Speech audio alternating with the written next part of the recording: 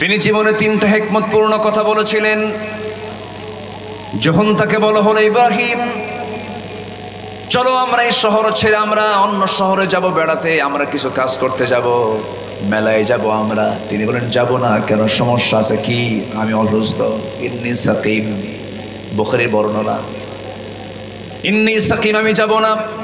সঙ্গে সঙ্গে তিনি যে শারীরিকভাবে অসুস্থ ছিলেন তাও কিন্তু নয়, কিন্তু মানসিকভাবে তিনি অসুস্থ ছিলেন, এটা সত্য। তবে তিনি একটা আশ্রয় নিয়েছেন, কথার হিকমতপূর্ণ কথা তিনি এখানে প্রয়োগ করেছেন।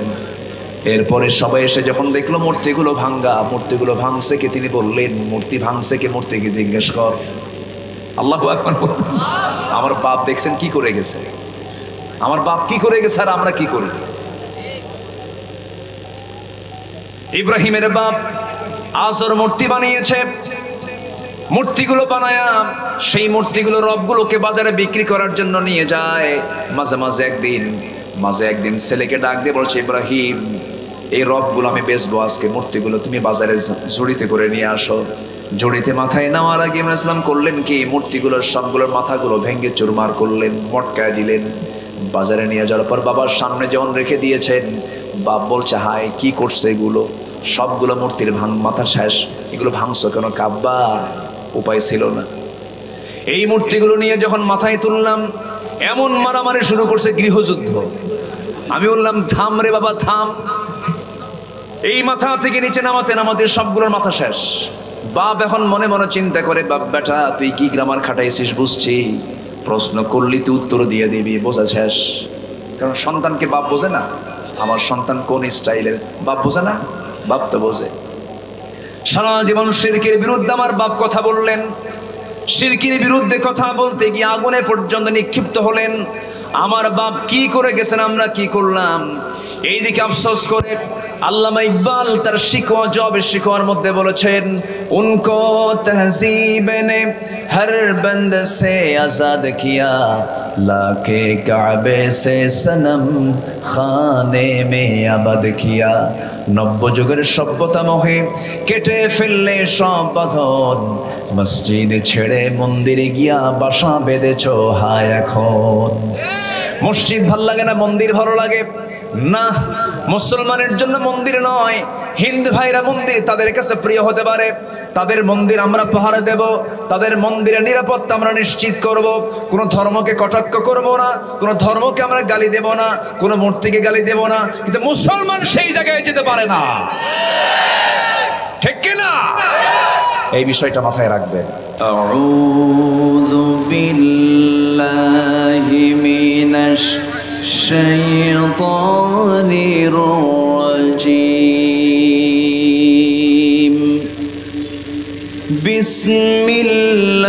বিসমিল্লাহির রাহমানির রাহিম।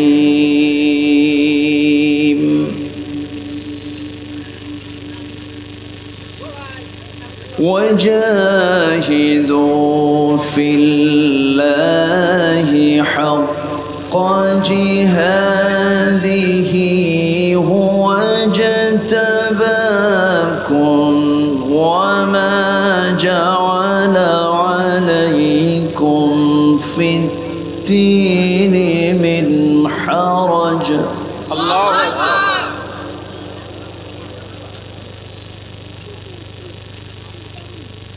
وما جعل عليكم في الدين من حرج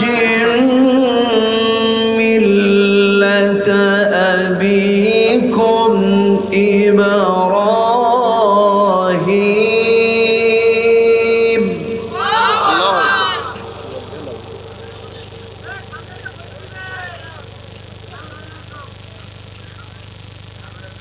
هو سماكم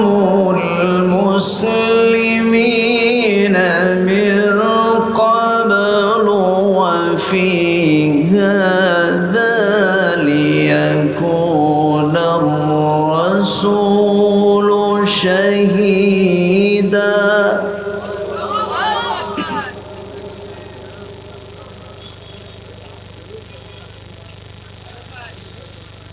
شهيدا عليكم وتكونوا شهداء على الناس. الله أكبر.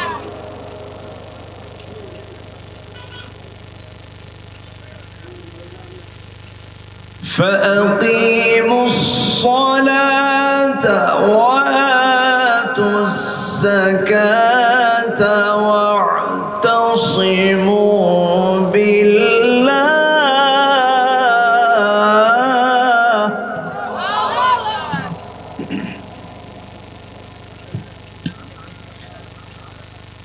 هو مولاكم فنعم المولى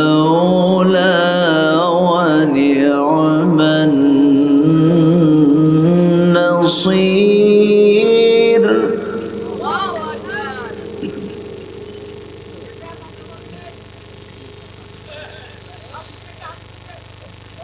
الله أكبر. بسم الله الرحمن الرحيم.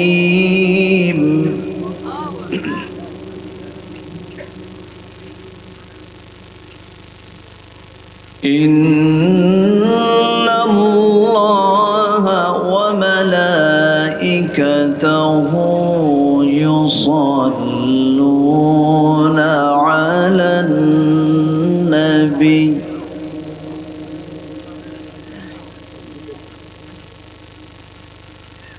يا أيها الذين آمنوا صلوا عليه وسلموا تسليما. اللهم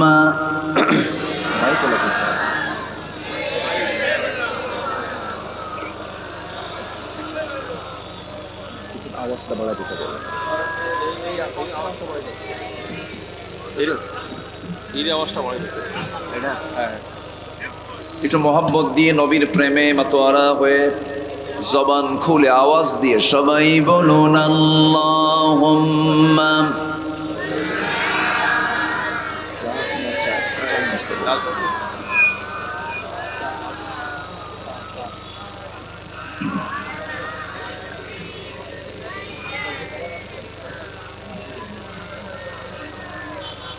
সবাই বলুন বালাগাল উলা বিকামালিহি কাশাফাত তুজা বিজামালিহি হাসনাত জামিউ খিসালিহি সাল্লু।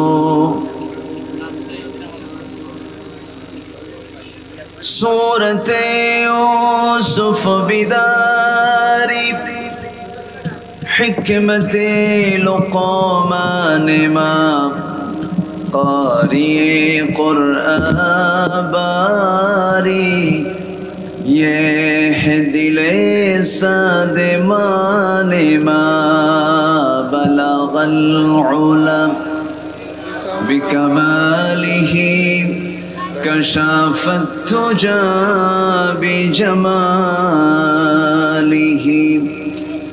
حصلت جميع خصاله.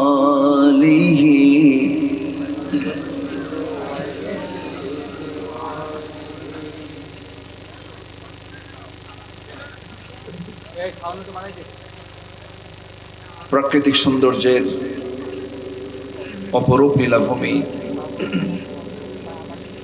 দেশের দক্ষিণ পশ্চিমাঞ্চলের সুন্দরবন লাগোয়া সীমান্তবর্তী জেলা সাতক্ষীরার সদর উপজেলার মাধবকাঠি এলাকার এলাকাবাসী মাহফিল ইন্তেজামি কমিটি কর্তৃক আয়োজিত আজকের এই ঐতিহ্যবাহী ২৭তম তাফসীরুল কুরআন মাহফিল 24 মহৎ আয়োজনের সম্মানিত সুযোগ্য সভাপতি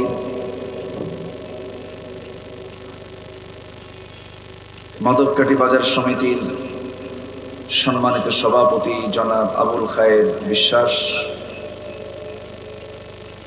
প্রধান অতিথি সাতক্ষীরা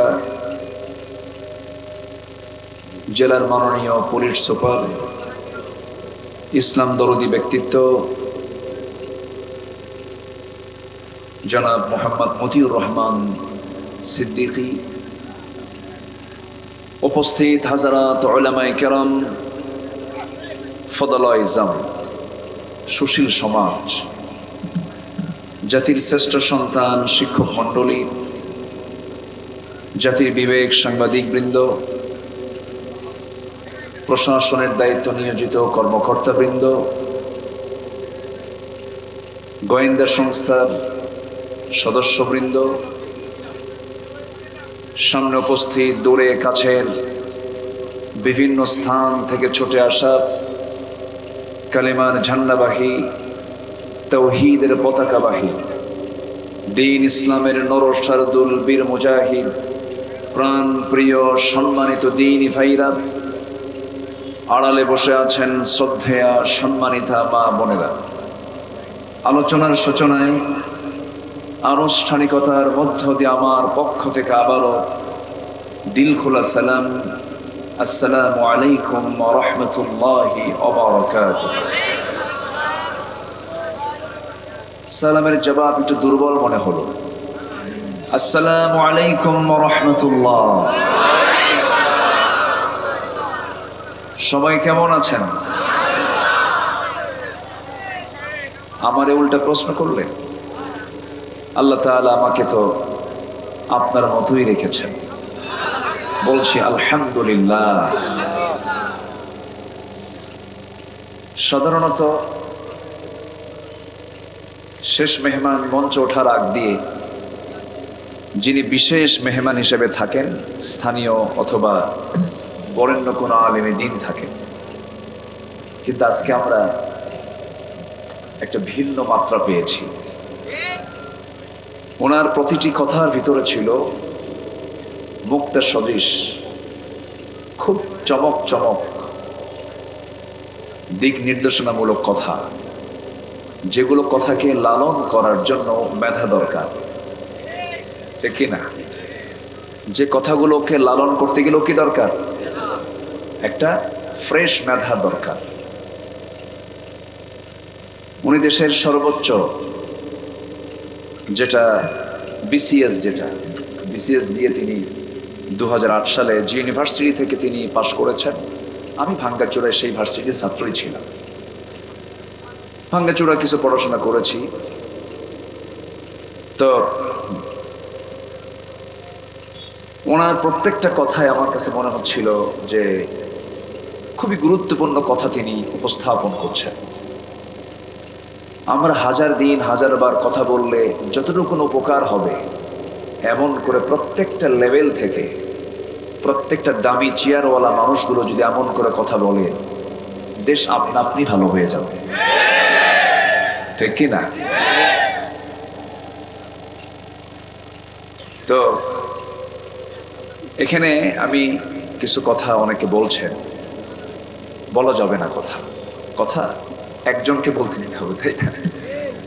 এখানে কে যেন বললো যে গোটা দুনিয়ার সব মনে হয় মেশিন এখানে হাজির হয়েছে, কে যেন কইলো। আমি তখন তেলাওয়াত করি, তখন আল্লাহর কালাম তেলাওয়াত হচ্ছিল, কোন ছাসা যেন বলছে, তাই ওনার খুব রাগ ক্যামেরার উপরে, খুবই রাগ। কিন্তু আজকে কিন্তু এসপি মহোদয় একটা কথা বলেছেন যে প্রযুক্তি, সায়েন্স, টেকনোলজি থেকে আমরা দূরে থাকার কারণে আজকে মুসলমানদের এই অধঃপতন। এই জন্য প্রযুক্তির এই মিসইউজ না হয়ে এটার যদি গুড ইউজ হয়, ভালো ব্যবহার হয়, মানুষ অশ্লীল কোনো দৃশ্য না দেখে যদি ওয়াজ দেখে, এটা কি কুফল না সুফল? তাহলে এগুলো কি থাকার দরকার আছে না? সবই তো ঠিক, আবার কোনোটাই ঠিক নাই। আমাকে দেখতে পাচ্ছেন না অনেকে, এখন ওটা রেকর্ড করার জন্য সাউন্ডটাকে এখানে এই মাইক্রোফোনগুলো জমা দিছে। তো আপনার যতটুকু অসুবিধা হচ্ছে আমার তো কোনো অংশ কম না, আমি তো পর্দার মধ্যে। হ্যাঁ, তো একটু আমরা ধৈর্য ধরি। সবচেয়ে বড় কান, সবচেয়ে বড় চোখ হলো দিলের চোখ। সবচেয়ে বড় চোখ কি বলেন? দিলের চোখও থাকে, দিলের কানও থাকে। আমরা দিল দিয়ে কোরআন শুনবো, বুঝবো। নাযালনা আলা কলবিক, হে রাসূল আমি আপনার দিলের উপরে কোরআন নাজিল করেছি। কোরআন বুঝতে হবে মাথা দিয়ে না দিল দিয়া? দিল দিয়া। একটু দিলের চোখটা খোলা রাখলে আর কিচ্ছু লাগবে না। সবাই থাকেন। আমি এসপি মহোদয়ের ওই কথা সরিয়ে কথা বলতে চাই। উনি বললেন যে আমি তার গরম গরম কথা বলতে পারি না, জিহাদি কথাও বলতে পারি না। আসলে আমাদের দেশে কিছু কিছু মানুষ, কিছু কিছু আলোচকও আছেন এবং শ্রোতাও কিছু আছেন। অনেকে আসেন মাহফিলে মশাল নিয়ে যে আজকে স্লোগান কয়টা মারবে, আছে কিনা? আছে কিনা বলেন? শুধু মাঠ গরম করলাম, কিন্তু ব্যক্তিগত জীবনে ইসলাম নাই, দিন নাই, ভাইয়ের সম্পত্তি মেরে খায়, বোনকে সম্পত্তি থেকে মাহরুম রাখি, এতিম ভাতিজার জায়গাগুলো দখল করে রাখছি। তাহলে কি আমার এই স্লোগান দিয়ে কোনো কাম হবে? আসতে বলবেন না, কাম হবে? হবে। আগে নিজের জীবনটাকে সাজাতে হবে ইসলাম দিয়ে। কি দিয়ে সাজাতে হবে বলেন তো? ইসলাম দিয়ে। এরপর আপনি সমাজের দিকে তাকাতে পারবেন। কু আনফুসাকুম ওয়া আহলিকুম না। উনি যতগুলো কথা বলতেছিলেন, খেলে আমার মনে হচ্ছিল যে একটা করে আয়াত বললি তো ওয়াজ হয়ে যেত। প্রত্যেকটা আয়াতের তিনি অর্থ বলছিলেন। খুব সুন্দর কথা, আমারও মেমোরাইজ হয়ে থাকলো তার কথাগুলো। খুব সুন্দর উপস্থাপনা তার। আসলে মানিকগঞ্জের তিনি মানিকই বলা চলে। বলি আলহামদুলিল্লাহ। আসুন আমরা মূল আলোচনার দিকে আস্তে আস্তে যাব। সেখান থেকে আমি কথা বলতে চাই যেখান থেকে আমি তেলাওয়াত দিয়ে শুরু করেছি। সামনের একটি মাস আমরা পাচ্ছি, জিলকদ, এরপরে কি জিলহজ। আমার ভাইজান হজের উপরে কিছু কথা বলেছেন। আমি আজকে যে সূরা থেকে তেলাওয়াত দিয়ে শুরু করেছি সেই সূরার শেষ আয়াত, সেই সূরাটার নাম হলো সূরাতুল হজ। সূরাতুল হজ থেকে আমি শেষ নাম্বার আয়াত, সর্বশেষ যে আয়াতটা আমি তেলাওয়াত করেছি, আয়াতকে সামনে রেখে আমি কিছু কথা বলতে চাচ্ছি। আমাকে সময় দেওয়া যাবে তো ইনশাআল্লাহ? কারো কোনো কষ্ট নাই তো? জোরে বলি ইনশাআল্লাহ। সম্মানিত হাজিরিন, মহান রব্বুল আলামিন এই পৃথিবীতে মানুষ পাঠিয়েছেন। মানুষ পাঠানোর আগেই তিনি পরিকল্পিতভাবে লাউহে মাহফুজে সংরক্ষণ রেখেছিলেন এই কিতাব। এই কিতাবের বাড়ি কি দুনিয়া? বাড়ি কোথায়? আকাশে, আসমানে। এই কিতাব কি হাদাল কিতাব না যালিকাল কিতাব? আমরা কি কি কি পড়েছি কোরআনে? হাদাল কিতাব না যালিকাল কিতাব? এই কিতাব না ওই কিতাব? আসমান কোথায়? কত উপরে? 3 মাইল, 4 মাইল, 5 মাইল দূর দিগন্ত, এর কোনো শেষ নাই। কিন্তু আল্লাহর কাছে এটা কি কিছু? আমার আপনার কাছে এটা দূর দিগন্ত। আমি প্রায় তথ্যটা দেই, একটু মনোযোগ দিয়ে শুনবেন কথাটা। আল্লাহ রাব্বুল আলামিন এই মহাশূন্য যে আমরা চোখের সামনে দেখতে পাই, এই বিশাল দুনিয়া তিনি সৃষ্টি করেছেন।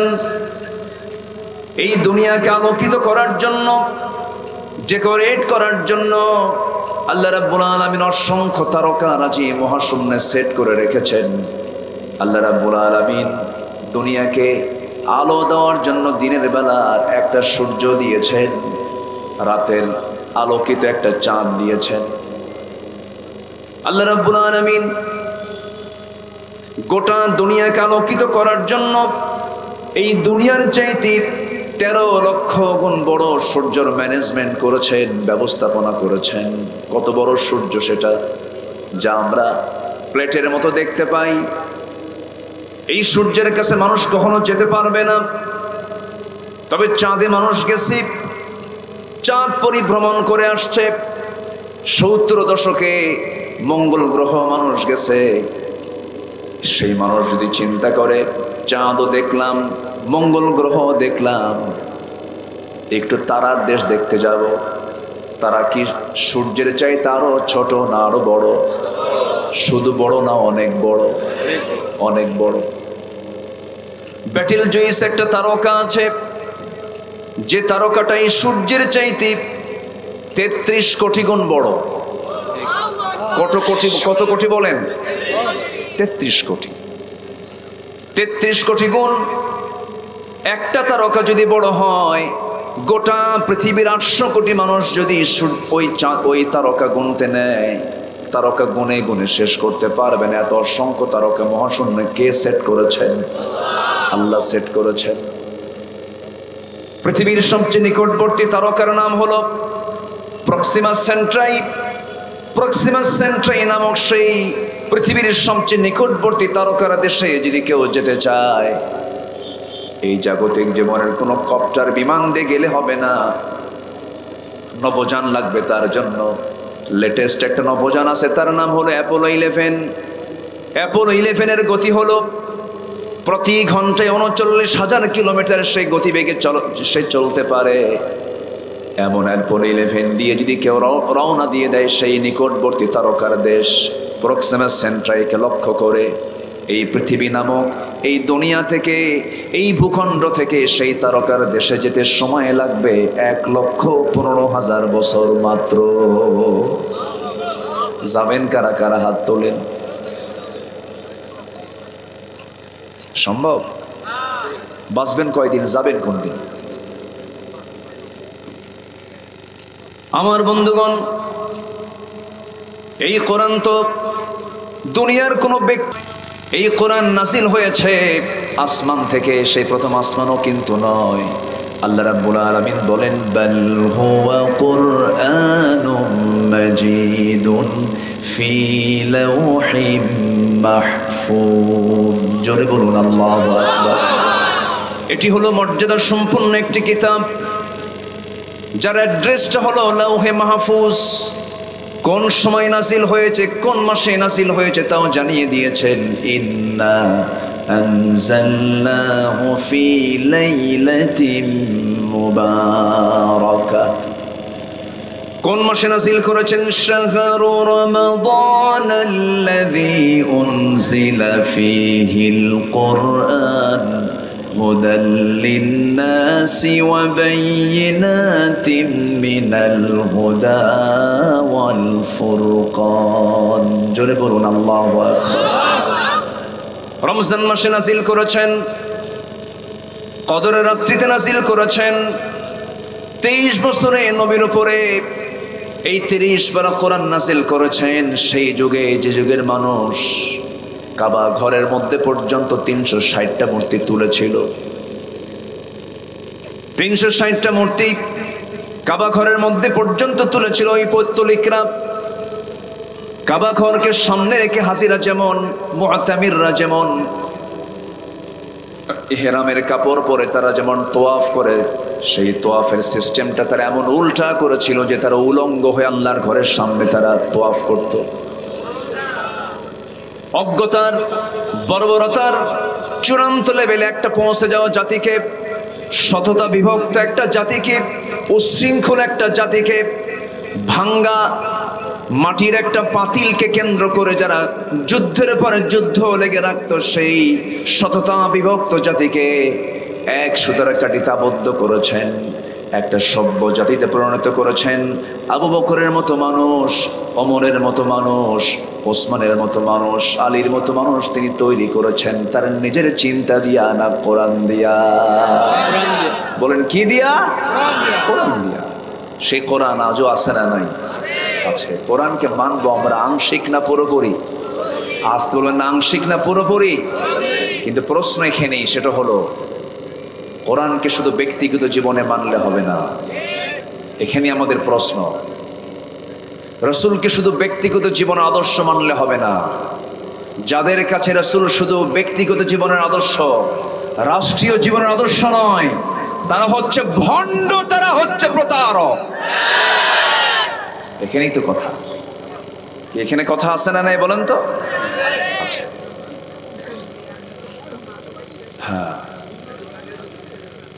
আমি কি আলোচনা চালিয়ে যাব? উচিত কথায় বন্ধু বেজার, গরম ভাতে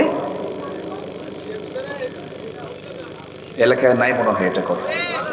উচিত কথায় বন্ধু বেজার, গরম ভাতে বিলাই বেজার, একটা কথা আছে আমার এলাকায়। বিড়াল বিড়াল, আচ্ছা, বিড়ালকে কিছু কিছু এলাকায় বিলাই কয়, ঢাকাতে বিলাই কয়। তো যাই হোক, হক কথা সবার সহ্য হয় না। হক কথা কি সবার সহ্য হবে? হবে না। সম্মানিত ভাইয়েরা, তাহলে আমরা কোরআনকে মানবো শুধু ব্যক্তিগত জীবনে না, সকল জীবনে, এক বিভাগে না সব বিভাগে? কোরআনকে সব বিভাগের কথা বলতে পারে? কোরআনকে সব সমস্যার সমাধান দিতে পারে? পারে। এই বিশ্বাস যদি পরিপূর্ণ না থাকে তাকে ইমানদার বলা যাবে না। কোরআনকে আংশিক মানার নাম, এটা মুসলিমের পরিচয় নয়। এটা ইসলামকে আংশিক মানা যাবে না। ইসলামকে আংশিক মানলে তাকে মুসলিম বলা যাবে না। এই জন্য আল্লাহ তাআলা এটাও ক্লিয়ার করে দিয়েছেন। আল্লাহ রাব্বুল আলামিন বলেন, আংশিক মানবে আংশিক মানবে না তা হবে না। আল্লাহ রাব্বুল আলামিন সাফ কথা বলে দিয়েছেন, ইমানদারকে ডাক দিয়ে বলছেন, ইমানদাররা শোনো, সতর্ক হও। ইয়া আইয়ুহাল্লাযীনা আমানু দুখুলু ফিস সিলমি কাফা ওয়া লা তাত্তাবিউ খুতুওয়াতিশ শাইতান ইন্নাহু লাকুম আদুউম মুবিন। জোরে বলুন আল্লাহু আকবার। ইমানদারেরা, তোমরা ইসলামে পরিপূর্ণরূপে দাখিল হয়ে যাও। আংশিক ঢুকবে আংশিক ঢুকবে না তা হবে না, পরিপূর্ণরূপে তোমাকে ঢুকতে হবে। শয়তানের পদাঙ্ক অনুসরণ করবে না। শয়তান তোমাদের প্রকাশ্য দুশমন। শয়তান তোমাকে মসজিদে নামাজ পড়তে গেছো, কিন্তু মসজিদ থেকে তুমি যখন বের হয়ে আসবে শয়তান তোমার সঙ্গে লেগে আছে। আমার দেশে বহু মুসলমান আছে, মসজিদে গিয়ে নামাজ পড়ে আবার হোটেলে গিয়ে মদও খায়। আবার আমার দেশের বহু হাজি আছে, হজ করতেও যাবার মদের দোকানদারিও করে। আছে কি না? আছে কি না? আছে। মদের বার খুলেছে উনি, ওইদিকে আলহাজ এবং ট্রিপল হাজি, হ্যাট্রিক, কি 3 বার হজ করেছেন। আবার হাজি না বললে মন খারাপ করে। আছে কি না? আছে। কিন্তু যিনি হাজি হবেন, যিনি ইমানদার হবেন, যিনি মুসলিম হবেন, যিনি মুমিন হবেন, তিনি কোনোদিন ইসলামকে আংশিক মানবেন না, তিনি ইসলামকে পরিপূর্ণই মানবেন। যদি না মানেন তাহলে ওনার নাম ইমানদার নয়, ওনার নাম হাজি নয়, ওনার নাম মুসলিম নয়, ওটা ফাসিক, জালিম, মুনাফিক। এই গালিগুলো কি আমার না আল্লাহ? এই গালিগুলো কে দিয়েছেন? আমার তো দোষ দিয়ে লাভ নেই। এই গালিগুলো আল্লাহ দিয়েছেন। আমার বন্ধুগণ, আল্লাহ ব্যক্তিগতভাবেও ধরেছেন, কোরআনে কারীমের মধ্যে ব্যক্তিগতভাবেও ধরেছেন। ব্যক্তির নামেও সূরা আছে। আবুল আহাবের নাম সবাই শুনেছি তো নাকি? আবুল আহাব শুনে নাই? শুনেছি। আবুল আহাব কে? বলেন কে? গ্রাম্য চাচা, পড়ে পাওয়া চাচা, না রক্তের? বাবার কি? হ্যাঁ। আর সূরাটা কি রহমতের না গজবের? গজবের। কেন এই আয়াতটা নাযিল হলো? কেন এই সূরাটা নাযিল হলো? কোরআন তো শুধু অনেকে মনে করেন ধর্মের কিতাব, কিন্তু এই কোরআনে কেন একজন ব্যক্তি কেন্দ্রিক কথা কেন চলে আসলো? আবুল আহাবের নাম কেন নিলেন? মহান রব্বুল আলামিন একটা সূরাই নাযিল করেছেন তার নামে। এই আবুল আহাব আমার নবীর জন্মের সময় খুব খুশি হয়েছিল। নবীর জন্মে খুশি হয়ে সে উট পর্যন্ত কোরবানি দিয়েছিল। আবুল আহাব দারুণ খুশি হয়েছিল, হারে আমার ভাই আব্দুল্লাহর ঘরে ফুল ফুটেছে, আলো জ্বলেছে। কিন্তু আমার নবীজি 40 বছর পর্যন্ত ভালোই ছিলেন। যখন তিনি নবুয়তের আলো নিয়ে যখন জাবালে নূর থেকে যখন কোরআন নামক নূরটা নিয়ে আসলেন, নবুয়ত নিয়ে যখন বাড়িতে হাজির হলেন, বাড়িতে হাজির হওয়ার সঙ্গে সঙ্গে সবচেয়ে সবার আগে প্রতিবাদ করেছে যে ব্যক্তি, তার নাম কি? আবুল আহাব। আবুল আহাব কয় মুহাম্মদ নিপাত যাক, আল্লাহ কয় না তাব্বাত ইয়াদা আবি লাহাবি ওয়া তাব, আবু লাহাব নিপাত যান। তাহলে যে রাসূলকে গালি দিলে আল্লাহ তার নাম ধরে গালি দেন, আজকেও যারা রাসূলের আদর্শ নিয়ে কথা বলবে, কোরআনের বিরুদ্ধে যারা কথা বলবে, আমরা তাদের নাম ধরেই গালি দেব। এটা আল্লাহর স্টাইল। এটা কার স্টাইল? আল্লাহর স্টাইল। আল্লাহ নিজে গালি দিয়েছেন। সম্মানিত ভাইয়েরা, আবু লাহাব আমার নবীর আপন চাচা হওয়ার পরও কোনো কাম হবে না, কারণ তার মধ্যে কি নাই? আসতে বলবেন না, কি নাই? ঈমান আছে, দাম আছে। ঈমান নাই, দাম নাই। আমার দেশে বহু লোকের নামই হলো ঈমান আলী, আছে না? নাম ঈমান আলী, কিন্তু নামাজ পড়ে না। নাম হলো হিম্মত আলী, সাইকেলের চাকা বাস্ট হলে সিট হয়ে পড়ে। নাম হলো আতর আলী, গোটা গায়ে গাজার গন্ধ। নাম হলো রমজান আলী, রমজান মাসে দুপুরবেলা ভাত খায়। নাম হলো ফরোজ আলী, নফল নামাজও পড়ে না। নাম হলো বাদশা মিয়া, ভিক্ষা করে। নাম হলো খোকা মিয়া, বয়স 85 বছর, ও এখনো খোকাই আছে।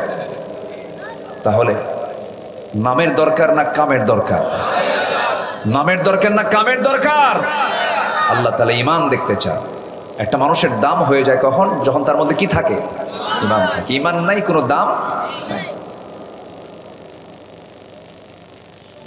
বিল গেটস পৃথিবীর ধনীর তালিকার একজন বড় ধনকুবের একজন ধনাঢ্য একজন ব্যক্তি। বিল গেটস আমেরিকার।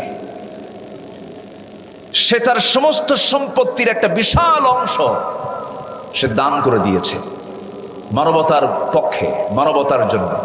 এই যে বিশাল বড় তার দানের একটা হাত, আল্লাহর কাছে কি কোনো মূল্য আছে? কি নাই? আসতে বলবেন না, কি নাই? ঈমান নাই। ঈমান আছে, দাম আছে। ঈমান নাই, দাম নাই। আমার বন্ধুগণ, এই জন্য আমি আপনাদের কি শুরুতেই যে আহ্বানটা করব, হিন্দুর ছেলে হিন্দু হতে পারে, বৌদ্ধর ছেলে বৌদ্ধ হতে পারে, খ্রিস্টানের ছেলে খ্রিস্টান হতে পারে, এরপরে অন্যান্য ধর্মের পিতা থেকে সন্তান ওই ধর্মের অনুসারী হতে পারে, কিন্তু মুসলমানের সন্তান মুসলমান হতে পারে না যদি তার মধ্যে ইসলাম না থাকে। ইসলাম তার মধ্যে শর্ত হলো থাকতে হবে। এসপি সাহেবের একটা কথা আমার খুব ভালো লেগেছে। তিনি বলেছেন, মুসলমানের ঘরে জন্ম নিয়ে আমরা ইসলামটাকে পাইছি, মুসলমান হয়েছি। আমরা মুসলমান হই নাই, আমরা মুসলমানই তো পেয়েছি বাবার কাছ থেকে। কিন্তু যারা মুসলমান হয়েছেন, বাবা মুসলমান ছিল না, তারাই বোঝে ইসলামটা কি।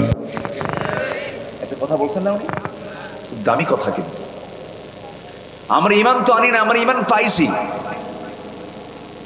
আর আবু বকর ইবনে কুহাফা ঈমান ছিল না, কুহাফার ছেলে আবু বকর ঈমান পাইছেন না, ঈমান এনেছেন। খাত্তাবের ছেলে ওমর রাদিয়াল্লাহু আনহু ঈমান পেয়েছেন না, ঈমান এনেছেন। উসমান ইবনে আফফানের ছেলে ওসমান, তিনি ঈমান এনেছেন না, ঈমান পেয়েছেন। আলী ইবনে আবি তালিব, আবু তালেবের ছেলে আলী, ঈমান এনেছেন না, ঈমান পেয়েছেন? এনেছেন। তাহলে ঈমান আমরা আনছি না পাইছি? পাইছি। ঈমানকে আনতে হবে না নাকি? আসতে হয় না? রাগ করতেছেন আপনারা? হুজুর আপনি কি ফতুয়া দেওয়া শুরু করলেন? রাগ করতেছেন নাকি? আমরা ঈমান ভালো করে আনবো। আল্লাহ এক জায়গায় নিজেও বলছেন, ইয়া আইয়ুহাল্লাযীনা আমানু আমিনু, আছে না? তোমার ভালো করে ঈমান আনো। ঈমানদারকে ডাক দিয়ে আবার ভালো করে ঈমান আনো। আমার বন্ধুগণ, কেন ভালো করে ঈমান আনো? ইউসবিহু মুমিনান ওয়া ইউমসি কাফিরান। আখিরি জামানায় এমন হয়ে যাবে, সকালবেলা ঈমানদারের ঈমান থাকবে, বিকালবেলা সে কাফের হয়ে যাবে। সামান্য স্বার্থের জন্য ঈমানটা বিক্রি করে ফেলবে, আমানতদারিতা নষ্ট করে ফেলবে, ধ্বংস করে ফেলবে তার ঈমানটাকে। সে নিজেও বুঝবে না তার ঈমানটা কখন তার বিক্রি হয়ে গেছে। এই জন্য আমার বন্ধুগণ, আল্লাহ রাব্বুল আলামিন সেই জন্য বান্দাকে আরেক জায়গায় সুন্দর করে ডাক দিয়ে বলছেন, ইয়া আইয়ুহাল্লাযীনা আমানু তাকুল্লাহা হাক্কা তুকাতিহি ওয়া লা তামুতুন্না ইল্লা ওয়া আনতুম মুসলিমুন। জোরে বলুন আল্লাহু আকবার। ঈমানদারেরা তোমরা আমি আল্লাহ আমাকে যথাযথভাবে ভয় করো, যেমন করে ভয় করা উচিত তেমন করে ভয় করো। এরপর আল্লাহ রাব্বুল আলামিন বলছেন কখনো মৃত্যুবরণ করো না, কখনো তুমি মৃত্যুবরণ করো না যতক্ষণ না তুমি ভালো করে মুসলমান হতে না পেরেছো। ইল্লা ওয়া আনতুম মুসলিমুন, মুসলমান তোমাকে ভালোভাবে হতে হবে, মুমিন তোমাকে ভালোভাবে হতে হবে। এমন একটা অপরাধ আছে যে অপরাধ করলে পরে রাসূল কত শক্ত কথা বলে দিয়েছেন। রাসূল বলেছেন যে অপরাধটা করলে পরে সেই বান্দা ঈমানকে দ্বীনকে সে ধ্বংস করে ফেললো। এই হাদিসটা যখন আমি পড়ি আমার কাছে দারুণ ভয় লাগে। আমি একটা প্রশ্ন করব আপনাদেরকে এই হাদিস বলার পরে। রাসূল বলেছেন আস-সালাতু ইমাদুদ্দিন ফাকাদ আকামাহা ফাকাদ আকামাদ-দ্বীন ওয়া মান তারাকাহা ফাকাদ হাদামাদ-দ্বীন। রাসূল বলেছেন দ্বীনের স্তম্ভ হলো সালাত, দ্বীনের খুঁটি হলো নামাজ। যে নামাজটা কায়েম করলো সে দ্বীনকে কায়েম করলো, আর যে নামাজটা ছেড়ে দিল সে যেন দ্বীনকে ধ্বংস করে ফেললো। এখন আপনি বলেন আমার দেশের অধিকাংশ মুসলমান দ্বীন প্রতিষ্ঠার কাজে আছে না দ্বীন ধ্বংসের কাজে আছে? এটা কি আমার কথা? বলেছেন মুহাম্মদ সাল্লাল্লাহু আলাইহি ওয়াসাল্লাম। রাসূল বলেছেন যে নামাজটা পড়লো, যে নামাজ কায়েম করলো সে দ্বীনকে কায়েম করলো। যে ওমান তারাকাহা, যে ব্যক্তি নামাজকে ছেড়ে দিল, ফাকাদ হাদামাদ-দ্বীন, সে যেন তার আল্লাহর দ্বীনকে যেন সে নিজ হাতে ধ্বংস করে ফেললো। যেরকম নাউযুবিল্লাহ। তাহলে আমার দেশের অধিকাংশ মুসলমান দ্বীন প্রতিষ্ঠার কাতারে আছে না দ্বীন ধ্বংসের কাতারে আছে? নামাজি বেশি না বেনামাজি বেশি? বেনামাজি বেশি।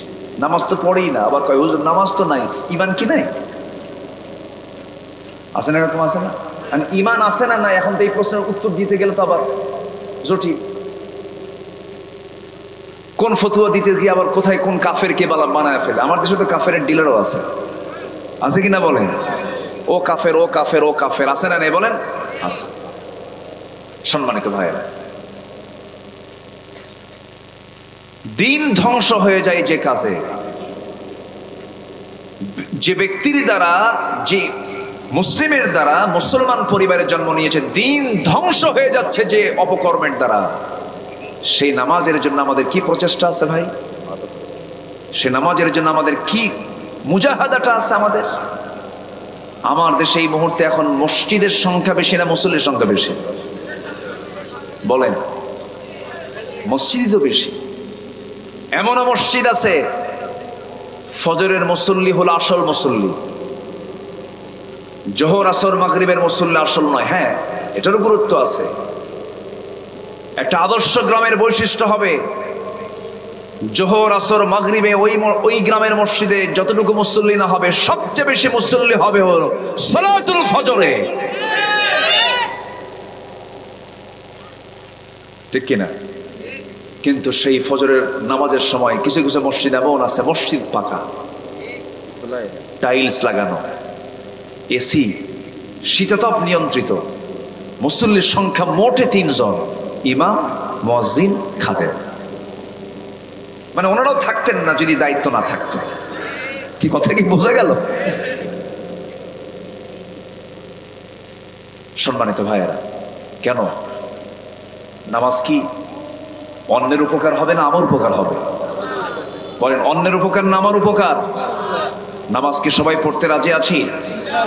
আজ তো সবাইকে নামাজ পড়তে রাজি আছি। আমি একটু পরে এই বিষয়ে কিছু কথা বলবো। আমি মূল আয়াতের দিকে আস্তে আস্তে চলে যাচ্ছি। নির্বাচনী প্রচারণা চলছে, চতুর্দিক থেকে মাইক এদিক সেদিক বাজতেছে, এর মাঝেও মাহফিল হয়ে যাচ্ছে। বলি আলহামদুলিল্লাহ, জোরে বলি আলহামদুলিল্লাহ। এই যে হাজার হাজার মানুষ আপনারা এসেছেন, এখানে কোনো হইচই আছে? এখানে কোনো উচ্ছৃঙ্খলপনা আছে? আচ্ছা, মসজিদে যখন ইমাম নামাজে দাঁড়ায় তখন কোনো হইচই থাকে?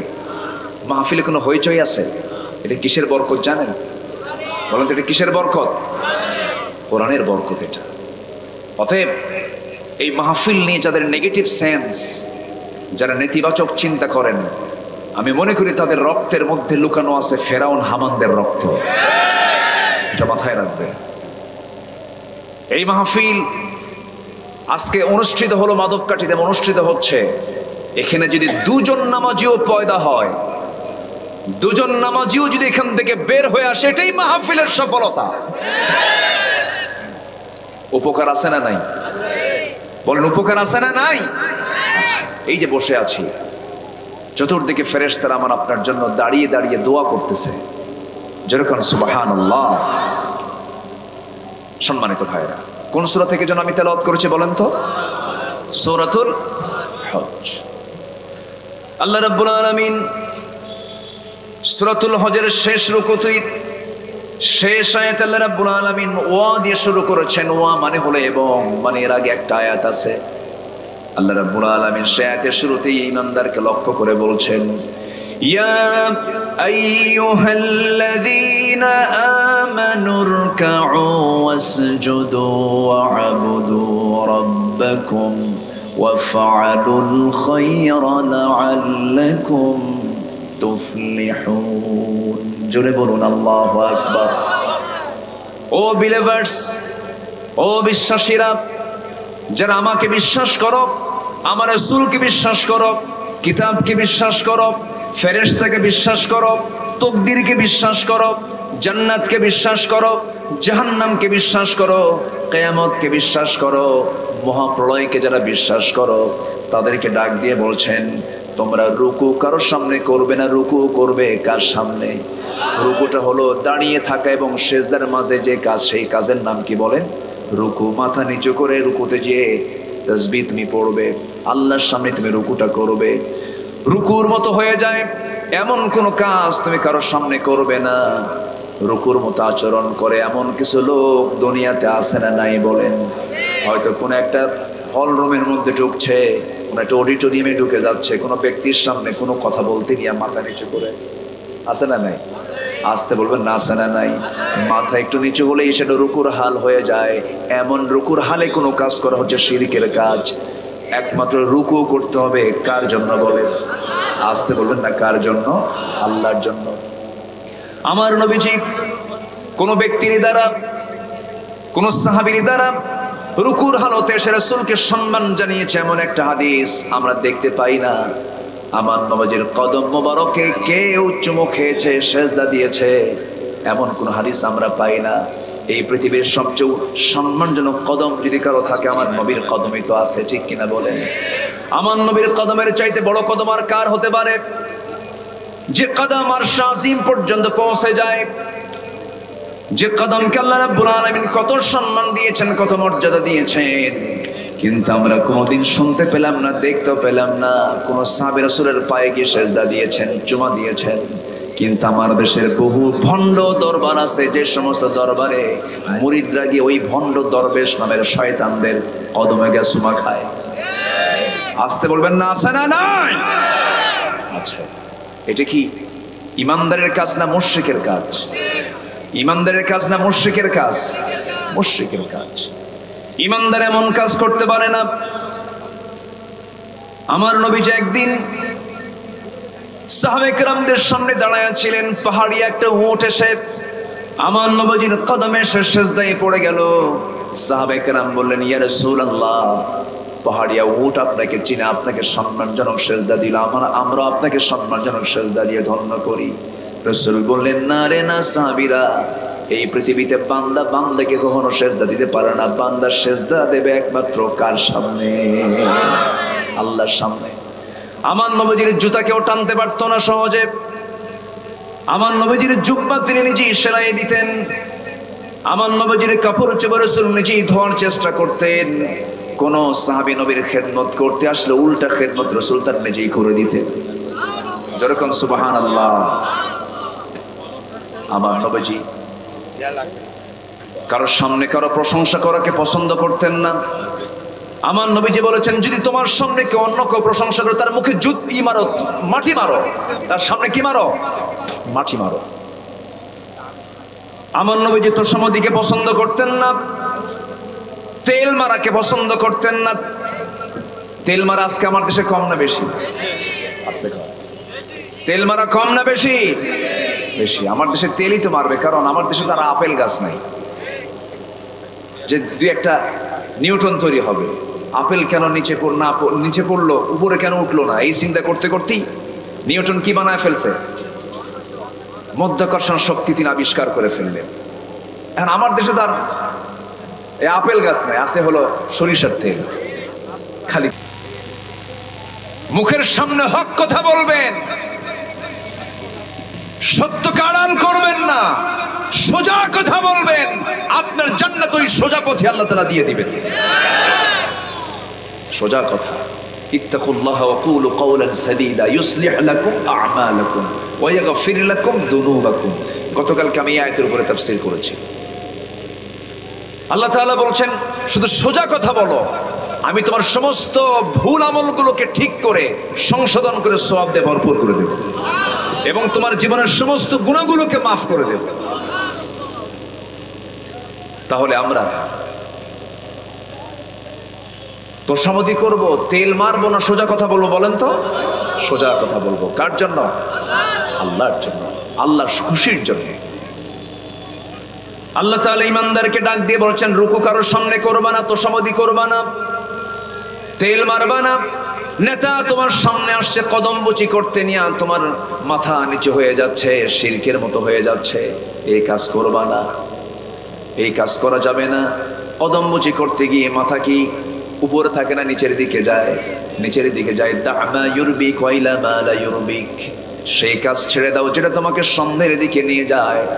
তোমার শিরকের সম্ভাবনা আছে, এমন কোনো কাজ তোমার করা যাবে না। আমার বন্ধুগণ, আল্লাহ তাআলার হক একমাত্র রুকু তার জন্য, সেজদা তার জন্য। যদি কোনো বান্দা আল্লাহ ছাড়া, একমাত্র আল্লাহকে সেজদা দেওয়া ছাড়া, রুকু করা ছাড়া অন্য কাউকে যদি রুকু দেয়, সেজদা দেয়, আল্লাহ রাব্বুল আলামিন শক্ত কথা বলছেন, ওয়া মান ইউশরিক বিল্লাহি ফাকাদ হারামাল্লাহু আলাইহিল জান্নাহ। যে ব্যক্তি শিরিক করবে তার জন্য জান্নাতটা বাজেয়াপ্ত হয়ে যাবে। নাউযুবিল্লাহ। আপনি আপনার নেতাকে ভালোবাসেন, আপনি কি আপনার সাহাবীর চাইতে বেশি সম্মানী হয়ে গেছেন? আমার রাসূলকে কোন সাহাবীতে এরকম করে সম্মানজনক সেজদা দেননি। পৃথিবীতে যদি কোনো সেজদার হুকুম থাকতো, জি, পৃথিবীতে যদি কোনো সেজদার হুকুম থাকতো, তাহলে পৃথিবীতে যদি কোনো সেজদার হুকুম থাকতো, প্রত্যেক স্ত্রী তার স্বামীকে সকাল সন্ধ্যা সেজদা দিতে রাসূল বলেছেন। আর পৃথিবীতে যদি সেজদার হুকুম থাকতো, প্রত্যেক সাহাবী রাসূলকে সেজদা দিয়ে ধন্য করতেন। রাসূল কি কোথাও কোনো অনুমতি দিয়েছেন? ছোট্ট একটা ইতিহাস আমার মনে পড়লো। আমার নবীজি দুটো জায়গায় দ্বীনের কাজ করতে গিয়ে সবচেয়ে বেশি রক্ত ঝরিয়েছেন। একটা হলো তায়েফ, আরেকটা হচ্ছে উহুদের প্রান্তর। তায়েফে গেছেন হচ্ছে কালিমার দাওয়াত দিতে, আর উহুদে গেছেন হলো অস্ত্র নিয়ে জিহাদের ময়দানে দ্বীন প্রতিষ্ঠার সংগ্রাম করতে। ঠিক কি না? তায়েফে তিনি মার খেয়েছেন, আর উহুদে মার খেয়েছেন এবং মার দিয়েছেন। ঠিক কি না? তায়েফের ময়দানে আমার নবীজি যখন কালিমার দাওয়াত দিতে গেলেন, তিনি কি ফুল পেয়েছিলেন না পাথর পেয়েছিলেন? পাথর পেলেন, মার খেলেন। আমি লম্বা কথায় যাব না, লম্বা ইতিহাসে আমি যাব না, লম্বা ঘটনায় আমি যাব না, মার খেলেন। আমার নবীজির পাশে কিন্তু কেউ নাই। নবীজি রক্তাক্ত অবস্থায় পড়েও থাকলেন, নবীর পাশে কেউ নাই। সিরাত ইবনে হিশামের ভিতরে এসেছে, আমার নবীজি সেই তায়েফের ময়দানে কালিমার দাওয়াত দিতে গিয়ে এক রাত নয়, দু রাত নয়, 3 দিন 3 রাত না খাওয়া ছিলেন। পেটের মধ্যে পানিও যায় নাই, কোনো দানাও যায় নাই, ক্ষুধার্ত অবস্থা আমার নবীজি। এমন অবস্থায় যখন কাফের মুশরিকরা, ওই তায়েফের সমস্ত বদমাইশগুলো যখন রাসূলকে টার্গেট করে যখন পাথর মারা শুরু করে দিয়েছে, মাথা রক্তগুলো, মাথা আঘাত করেছে, গোটা শরীরে পাথরগুলো সে যখন পড়া শুরু হয়ে গেল, মাথা রক্তগুলো গড়ে গড়ে পা পর্যন্ত পৌঁছে গেছে, জুতার তলার সাথে পায়ের তলার জমাট বেঁধে গেছে। নবীজি বেহুশ হয়ে জমিনে পড়ে গেছেন। আমার নবীজির যখন হুঁশ ফিরেছে, আমার নবীজি বারবার পিছনের দিকে তাকায় দেখেন ওরা আছে নাকি। সবাই ভেবেছে মনে হয় মোহাম্মদ বিন আব্দুল্লাহ দুনিয়া থেকে বিদায় নিয়েছে, মনে হয় বেঁচে নাই। আমার নবীজি সঙ্গে সঙ্গে পিছনের দিকে তাকায় যখন নিশ্চিত হলেন, পিছনের দিকে তাকায় যখন নিশ্চিত হলেন ওরা সব চলে গেছে, রাসূল সেই সময় করলেন কি একটা দৌড় মারলেন, আত্মরক্ষার্থে দৌড়টা মারলেন, কিন্তু গায়ে কোনো শক্তি নাই, খাবার নাই, পানি নাই। দৌড় মেরে যখন সামনের দিকে যেতে লাগলেন আর পারছেন না, সামনে একটা আঙ্গুর বাগান দেখলেন। আঙ্গুর বাগান দেখার মাত্র তিনি ভিতরে ঢুকে গেলেন সেফটির জন্য। ঢোকা মাত্র আর শক্তি পাচ্ছেন না, তিনি মাথাটা চক্কর মেরে তিনি চিত হয়ে পড়ে গেছেন। নবীর পাশে সেই সময় কেউ নাই। ওই আঙ্গুর বাগানের কেয়ারটেকার দূর থেকে লক্ষ্য করে দেখতেছে কে যেন ওই জায়গায় এসে চিত হয়ে পড়ে গেল। সঙ্গে সঙ্গে সেই কেয়ারটেকারটা দৌড় মেরে এসে দেখে এত সুন্দর চেহারা, তার মাথা থেকে পা পর্যন্ত রক্তাক্ত অবস্থায় পড়ে আছে। একটু দয়া হলো। আঙ্গুর বাগান থেকে থোকা থোকা কয়েকটা আঙ্গুর পেরে নিয়ে হাতের মধ্যে চিপে চিপে মোটে এক গ্লাস আঙ্গুরের রস প্রস্তুত করে আমার নবীর হাতে যখন তুলে দেওয়া হলো, আমার নবী হাতটা নিলেন, আগায় দিলেন, হাত কাঁপতেছে, গ্লাসটা হাতের মধ্যে নিলেন, বিসমিল্লাহ বলে 3 ঠোকে পান করলেন। মুস্কি একটা হাসি মেরে ওই যুবকের দিকে তাকায় বলছেন, যুবক তোমাকে ধন্যবাদ, তুমি আমাকে এই দুঃসময় আমার পাশে তুমি দাঁড়ালে। যুবক তোমার পরিচয়টা কি আমি দেবো নাকি? তোমার নাম তো আদ্দাস। যুবকটা মনে মনে চিন্তা করলো, কোনোদিন দেখা হলো না, কথা হলো না, আমার নামটা সে জানলো কেমনে? আমার নবীজি বলছেন, যুবক মনে মনে কি চিন্তা করো, আমি তোমার গ্রামের নামটা বলতে পারি, তোমার জন্ম হলো নিনুয়া নামক গ্রামে। আরো আশ্চর্য হয়ে গেল। রাসূল বলছেন, ও আদ্দাস তুমি আরো আশ্চর্য হচ্ছে মনে হয়, আমি আরো কিছু জানি, সেটা হলো তোমার যে গ্রামে জন্ম সেই গ্রামে জন্ম নিয়েছেন বিখ্যাত পয়গম্বর ইউনূস আলাইহিস সালাতু ওয়াস সালাম। এই তথ্য আপনাকে কে দিল? এতগুলো আপনি জানলেন কেমনে? রাসূল বলছেন, শোনো আদ্দাস, তুমি যার সামনে দাঁড়িয়ে কথা বলতেছো, একজন নবীর কাছে তো আরেকজন নবীর খবর থাকতেই পারে। জোরে কোন সুবহানাল্লাহ, আরো জোরে বলে সুবহানাল্লাহ। আমার বন্ধুগণ, আমার ভাইয়েরা, মনোযোগ দিয়ে কথাটা একটু শোনার চেষ্টা করেন। আমার নবী যেমন সময় বললেন, ওরে আদ্দাস তোমার কি বুঝতে আর দেরি আছে নাকি? আদ্দাস এবার খ্রিস্টানি কায়দায়, সে ছিল খ্রিস্টান, খ্রিস্টানি কায়দায় 2টা হাত নিয়ে নবীর কদম মোবারকে রেখে তাকে সেজদা দিয়ে ধন্য করবে। এই চেষ্টায় যখন সে সামনের দিকে আগায় যাচ্ছে, রাসূল করলেন কি চট করে তারা 2 হাত ধরে ফেললেন। 2 হাত ধরে ফেলে বুকের সঙ্গে বুক লাগায় দিয়ে বলছেন, আদ্দাস তুমিও বান্দা আমিও বান্দা, ইন্নামা আনা বাশারুম মিসলুকুম ইউহা ইলাইয়া আন্নামা ইলাহুকুম ইলাহু ওয়াহিদ। ও আদ্দাস, আমার কাছে ওহী আসে, তোমার কাছে ওহী আসে না, আমি হলাম নবী, তুমি নবী ছাড়া, এতটুকুই তফাৎ, কিন্তু তুমিও বান্দা আমিও বান্দা। বান্দা বান্দাকে সেজদা দেবে না, বান্দা সেজদা দেবে একমাত্র কাকে? আল্লাহকে সেজদা দেবে। আদ্দাসের বুঝতে দেরি হলো না। আদ্দাস হাত চাগায় দিয়ে বাড়ায় দিয়ে বলতে, স্যার দেরি করাবেন না, আপনি নিশ্চিত আল্লাহর পয়গম্বর, আপনি আমাকে পড়িয়ে দেন আশহাদু আল্লা ইলাহা ইল্লাল্লাহু ওয়াহদাহু লা শারীকা লাহু ওয়া আশহাদু আন্না মুহাম্মাদান আবদুহু ওয়া রাসূলুহু। হেদায়েতের মালিক কে? রাসূল দাওয়াত দিতে গিয়ে তিনি কি ব্যর্থ হয়েছেন না সফল হয়েছেন? আজ তো সফল হয়েছেন না ব্যর্থ হয়েছেন? তাহলে আমার বন্ধুগণ, দাওয়াত দিতে গেলে ফুল পাওয়া যায় না মায়ের পাওয়া যায়? আজ থেকে ফুল পাওয়া যায় না মায়ের পাওয়া যায়? দিন কায়েমের সংগ্রাম করতে গেলে রক্ত ঝরাতে হয়, মায়ের খেতেও হয়, মার দিতেও, মায়ের খাওয়া সুন্নত, মার দেওয়াও সুন্নত।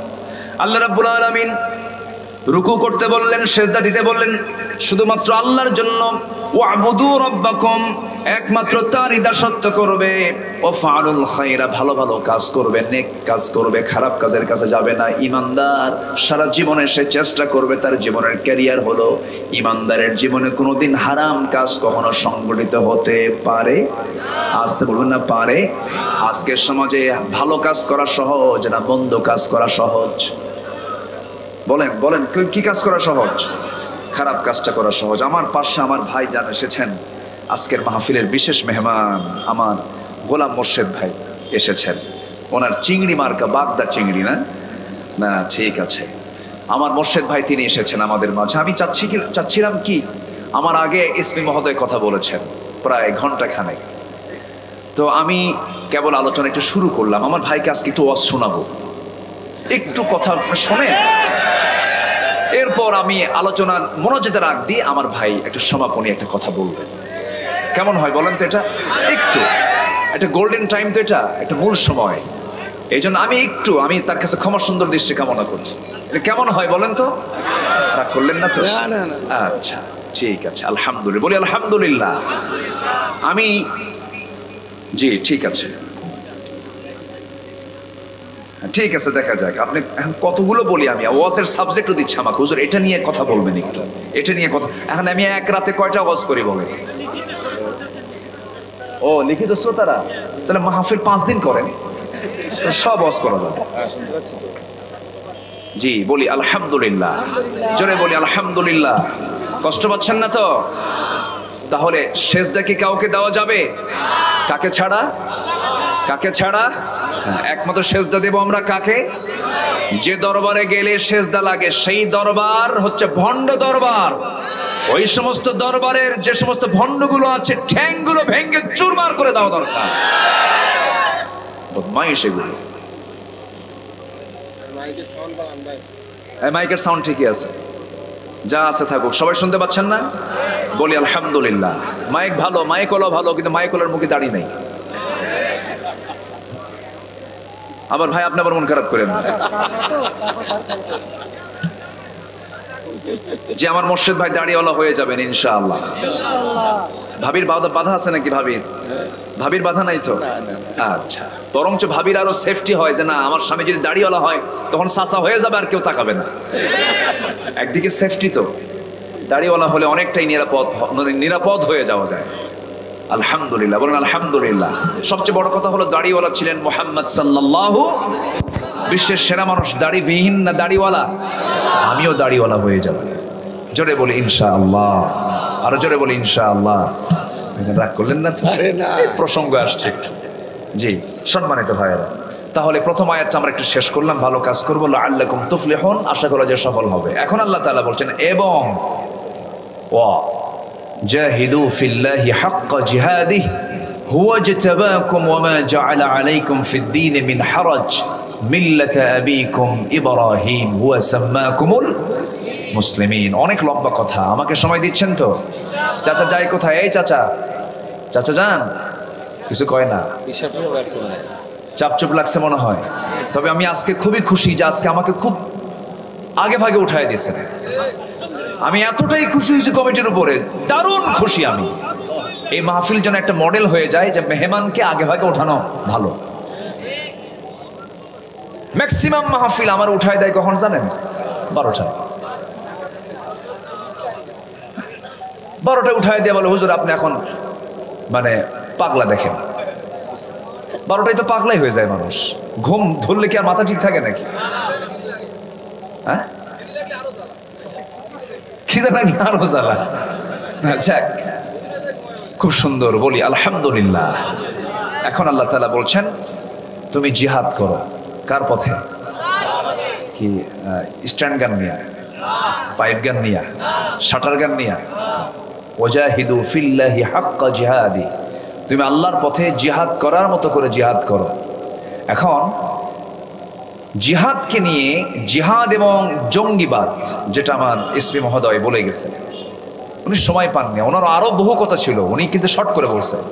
উনি খুব প্রিপারেশন নিয়ে আজকে আসছিলেন আলোচনায়, অনেক সুন্দর সুন্দর কথাও তিনি বলেছেন। তো জিহাদ এবং জঙ্গিবাদ এক না ভিন্ন? এক না ভিন্ন?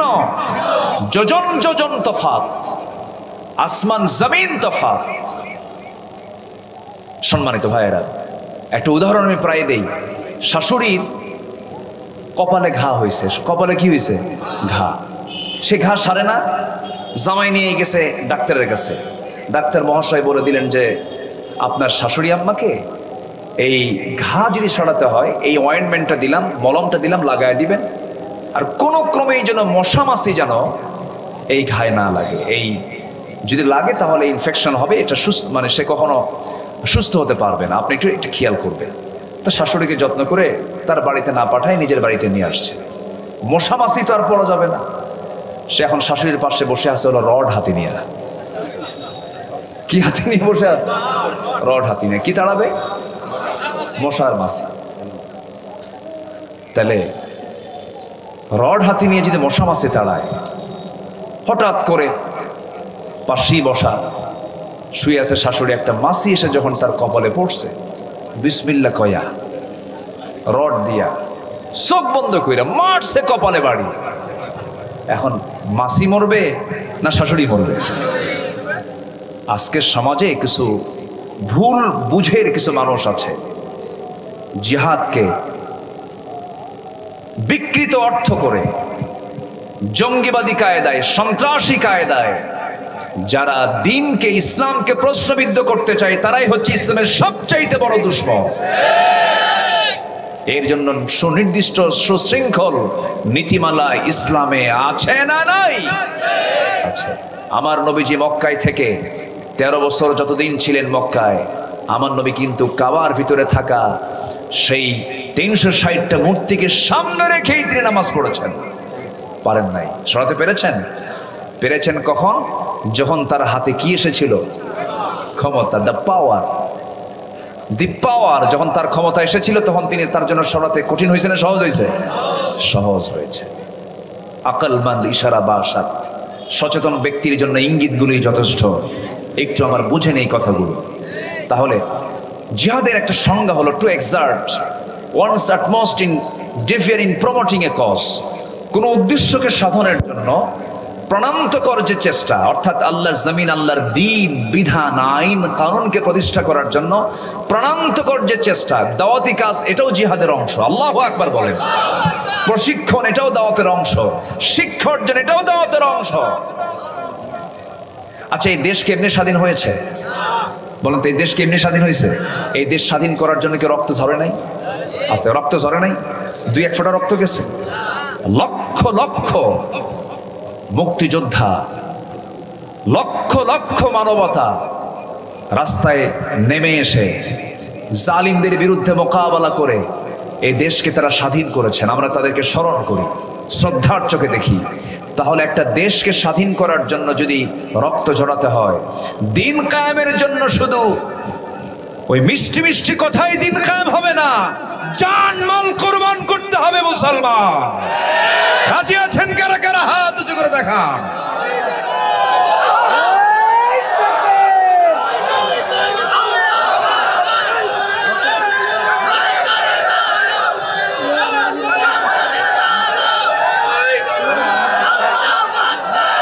আল্লাহ তুমি সবার হাতকে কবুল করো, জোরে বলি আমিন। এই স্লোগান নামাজে আছে না নাই?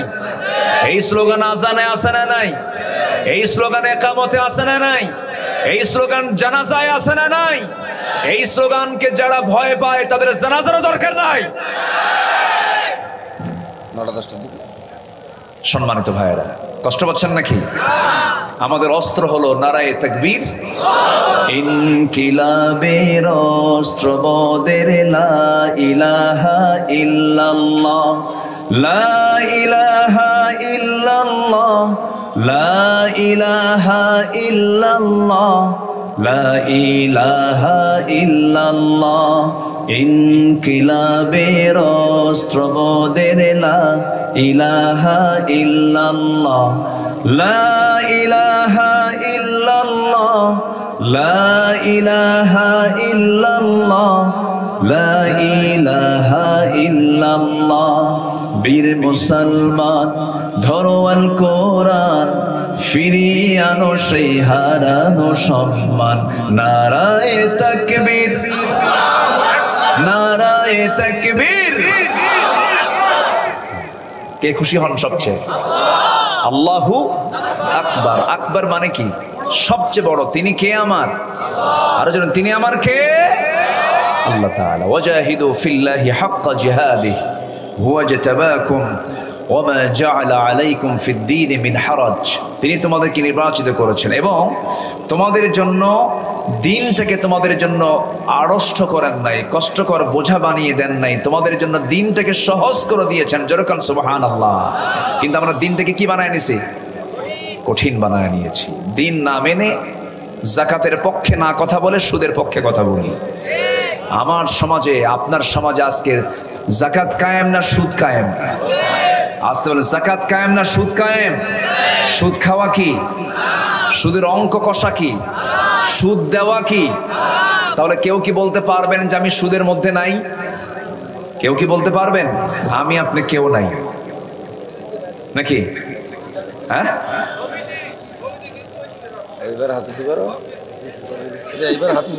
এবার হাত উঁচা করো নাকি? আচ্ছা, তাহলে সুদ খাওয়া কি? আরো জোরে বলেন, সুদ খাওয়া কি? এই সময় কি উঠবেন না, কিন্তু উঠলে ভাববো ওটা সুদ খায়।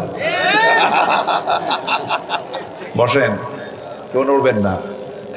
সুদের সর্বনিম্ন গুনাহ, সবার এই ওয়াজগুলো জানা আছে, কিন্তু সুদের সর্বনিম্ন গুনাহ হলো নিজের মার সঙ্গে জেনা করা। একজন নবী কবরবাসীর সামনে দাঁড়ালে কবরবাসীকে যদি বলতেন কুম বিইজনিল্লাহ, দাঁড়িয়ে যাও, কবরবাসী দাঁড়িয়ে যেত। সেই নবীর নাম কি বলেন তো? এত সুন্দর জবাব দেখছেন, এটা সাতক্ষীরাতেই সম্ভব। বলি আলহামদুলিল্লাহ। আমার মনে হয় গোটা দেশের জরিপে যদি শ্রোতাদের তালিকা করা হয়, এই সাতক্ষীরা খুলনার এই শ্রোতাগুলো সবচেয়ে মানের শ্রোতা। জোরে বলি আলহামদুলিল্লাহ। মানে এই মানটা সব জায়গায় আপনারা পাবেন না। এটা হয়তো আপনাদের পূর্বপুরুষদের অবদান এখানে আছে, তারা এই পরিবেশ তৈরি করে দিয়ে গেছেন। এবং আমার দেশে বহু বড় বড় আল্লাহওয়ালার জন্ম হয়েছে, বলি আলহামদুলিল্লাহ। যেরকম আগরদারি আমিনিয়া কামিল মাদ্রাসা, আগরদারি আমিনিয়া কামিল মাদ্রাসা, আমিন হচ্ছেন রুহুল আমিন, বসিরহাটের যিনি বড় আল্লামা হুজুর তিনি ছিলেন। এবং ফুরফুরা সিলসিলার আবু বকর সিদ্দিক আল কুরাইশি রাহেমাহুল্লাহর যতগুলো খলিফা ছিলেন, সবচাইতে বড় আলেম ছিলেন আল্লামা রুহুল আমিন, বসিরহাটের হুজুর। তার গড়া প্রায় 400 আমিনিয়া মাদ্রাসা বাংলাদেশে আছে। তার বাড়িটা কোথায় জানেন? হ্যাঁ, শুধু বর্ডারটা শুধু মানে মনে হচ্ছে আমাদের কাছে অনেক দূরে না, খুবই কাছে। এইখান থেকে আপনি যদি সোজা রওনা দেন, বসিরহাটে যেতে সর্বোচ্চ সময় লাগবে 30 থেকে 40 মিনিট। বসিরহাট একটা আবাদ ক্ষেত্র ছিল, একটা বিচরণ ক্ষেত্র ছিল। গোটা দেশ তারা দিন প্রচারের জন্য নিজের জীবনকে তারা উৎসর্গ করে দিয়েছেন। এটার ফসল হচ্ছে সবচেয়ে বেশি ফ্লেভার পেয়েছেন আপনারা, বলি আলহামদুলিল্লাহ। আমি কি ভুল বলছি? ইতিহাস থেকে কথা বলছে। কিন্তু বাতির কাছে যারা থাকে তার আলো কি কম থাকে না বেশি থাকে? আর দূরে থাকলে একটু কম থাকে। তো বাতি তো এখানে কাছে ছিল, এই বাতি কাছে থাকার কারণে এটার ফলাফল হচ্ছে এই প্রথম কাতারের মানের শ্রোতা, বলি আলহামদুলিল্লাহ। কিছু তো বদমাইশ থাকবেই, কিছু বদমাইশ নাই তা তো না। আমার নবী ছিলেন যেখানে আবু জেহেল সেখানে। আমার বন্ধুগণ, আল্লাহ রাব্বুল আলামিন আমার আপনার জন্য দিনটাকে কঠিন করে দেন নাই, খুব সহজ করে দিয়েছেন। কিন্তু আমরা দিনটাকে জটিল বানিয়ে নিয়েছি। আজকে সুদটাকে আমরা কমন করে নিয়েছি, যাকাতকে আমরা জরিমানা মনে করে নিয়েছি। 1,02,500 1 কোটি 2.5 লাখ টাকা দেবো, আল্লাহর কাম নাই কাজ নাই। আল্লাহ নিজে ট্যাক্স বসাইছে, আল্লাহর উল্টা দোষ দেয়। আল্লাহ নিজে ট্যাক্স বসাইয়া দিছে। না না, এই যে আমি যাকাতের হিসাবটা আমি করলাম না, যাকাতের টাকা আমি দিলাম না, কিয়ামতের দিন নামাজের ব্যাপারে যেমন বান্দার কাছ থেকে জবাব নেবেন, যাকাতের ব্যাপারটা আল্লাহ বান্দার কাছ থেকে জবাব নিয়ে নেবেন। বান্দার যদি নামাজ কিছু বাদ হয়ে যায়, বান্দা আল্লাহর কাছে মাফ চাইলে আল্লাহ, নামাজ তো আল্লাহর হক, আল্লাহ মাফও করতে পারেন। কিন্তু আপনি যাকাত নামক যে বান্দার হক আপনি নষ্ট করলেন, এই বান্দার হক আল্লাহ কখনো মাফ করতে পারবেন না। আল্লাহ মাফ করবেন না। আল্লাহ মাফ কেন করবেন? বান্দার হক তো আল্লাহ কখনো মাফ করবেন না। বান্দার হক আপনি নষ্ট করলে বান্দার কাছ থেকে মাফ চেয়ে নিতে হবে। আমার বন্ধুগণ, ঈসা আলাইহিস সালাম তিনি করলেন কি? কবরবাসীর সামনে একদিন দাঁড়ালেন, তার সঙ্গী সাথীদেরকে নিয়ে যখন বলেন কুম বিইজনিল্লাহ, কবরবাসী দাঁড়িয়ে যাও। কবরবাসী একজন দাঁড়িয়ে গেছে, পেটটা তার বিশাল বড় হয়ে আছে, কবরবাসীর পেট। সে চিৎকার করে কান্নাকাটি করছে, তার মুখ দিয়ে রক্তগুলো গড়ে গড়ে পড়ছে। সবাই বলে ফেলে আল্লাহর নবী ঈসা রূহুল্লাহ, এই বান্দাটার এমন অবস্থা কেন? পেটটা বড় হয়ে গেছে, মুখ থেকে রক্তগুলো গড়ে গড়ে পড়ে, কারণটা কি? ঈসা আলাইহিস সালাম সঙ্গে সঙ্গে বললেন, এই বান্দাটা দুনিয়ার জিন্দেগিতে সুদের কারবার করত, এই জন্য আল্লাহ তাআলা তার পেটের মধ্যে এমন বড় একটা আকৃতি দান করেছেন, মুখ থেকে রক্তগুলো গড়ে গড়ে পড়ছে। আজকে এই সুদের সমারোহ চলছে, সুদের মোহরা চলছে। শুধু সুদ ডাবল নয়, ডাবল ডাবল চক্রাকারে চলছে। এই সুদের সর্বনিম্ন গুনাহ হলো নিজের মার সঙ্গে জেনা করা। এই সুদ থেকে আল্লাহ তাআলা আমাদেরকে বাঁচায় দেন। জোরে বলি আমিন। আসতে বলবেন না, জোরে বলেন আমিন। দিনটা আমরা আল্লাহ তাআলা আমার আপনার জন্য সহজ করে দিয়েছেন, কিন্তু আমরা দিনটাকে আমরা জটিল বানায় নিয়েছি।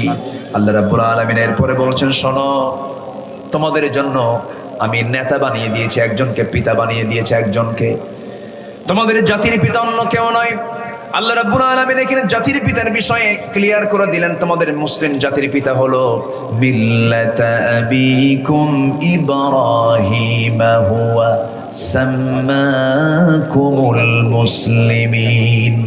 তোমাদের জাতির পিতা হলেন সাইয়্যিদিনা ইব্রাহিম আলাইহিস সালাতু ওয়াস সালাম। তোমাদের জাতির পিতা। কেন তিনি জাতির পিতা? এই যে আমরা খাতনাটা করি, খাতনা করি না আমরা, বাচ্চাদেরকে খাতনা করে দেই, এই সুন্নাহটা কার বলেন তো? বলেন বলেন বলেন বলেন। হ্যাঁ, না, এটা স্টার্ট হয়েছে হলো ইব্রাহিম আলাইহিস সালাম থেকে। হ্যাঁ, প্রশ্ন না? আচ্ছা থাক, এগুলো সব পরে হবে। আমাকে সময় দিচ্ছেন তো আপনারা ইনশাআল্লাহ? আচ্ছা, ইব্রাহিম আলাইহিস সালাম তার বয়স যখন 80 বছর। কত বছর? 80 বছরের কি ইয়াং হয় না বুড়া হয়?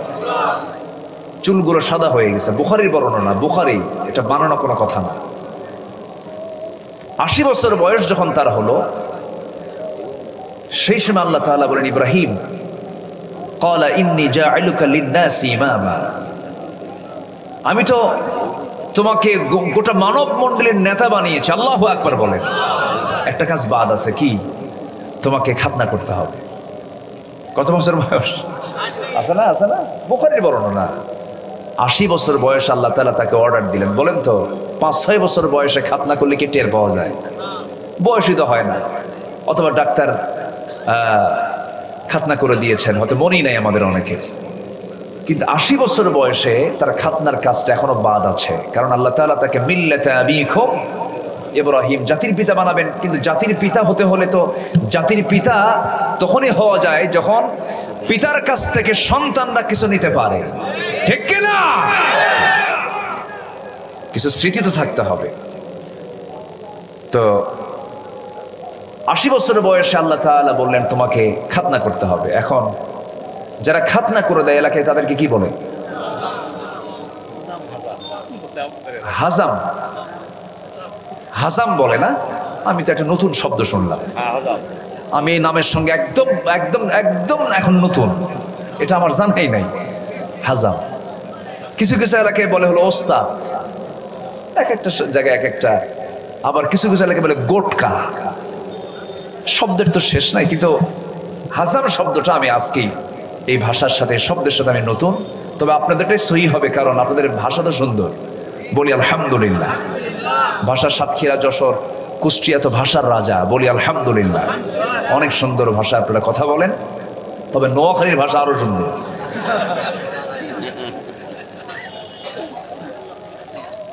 নোয়াখালী তো না, তাদের ভাষা তাদের কাছে সুন্দর।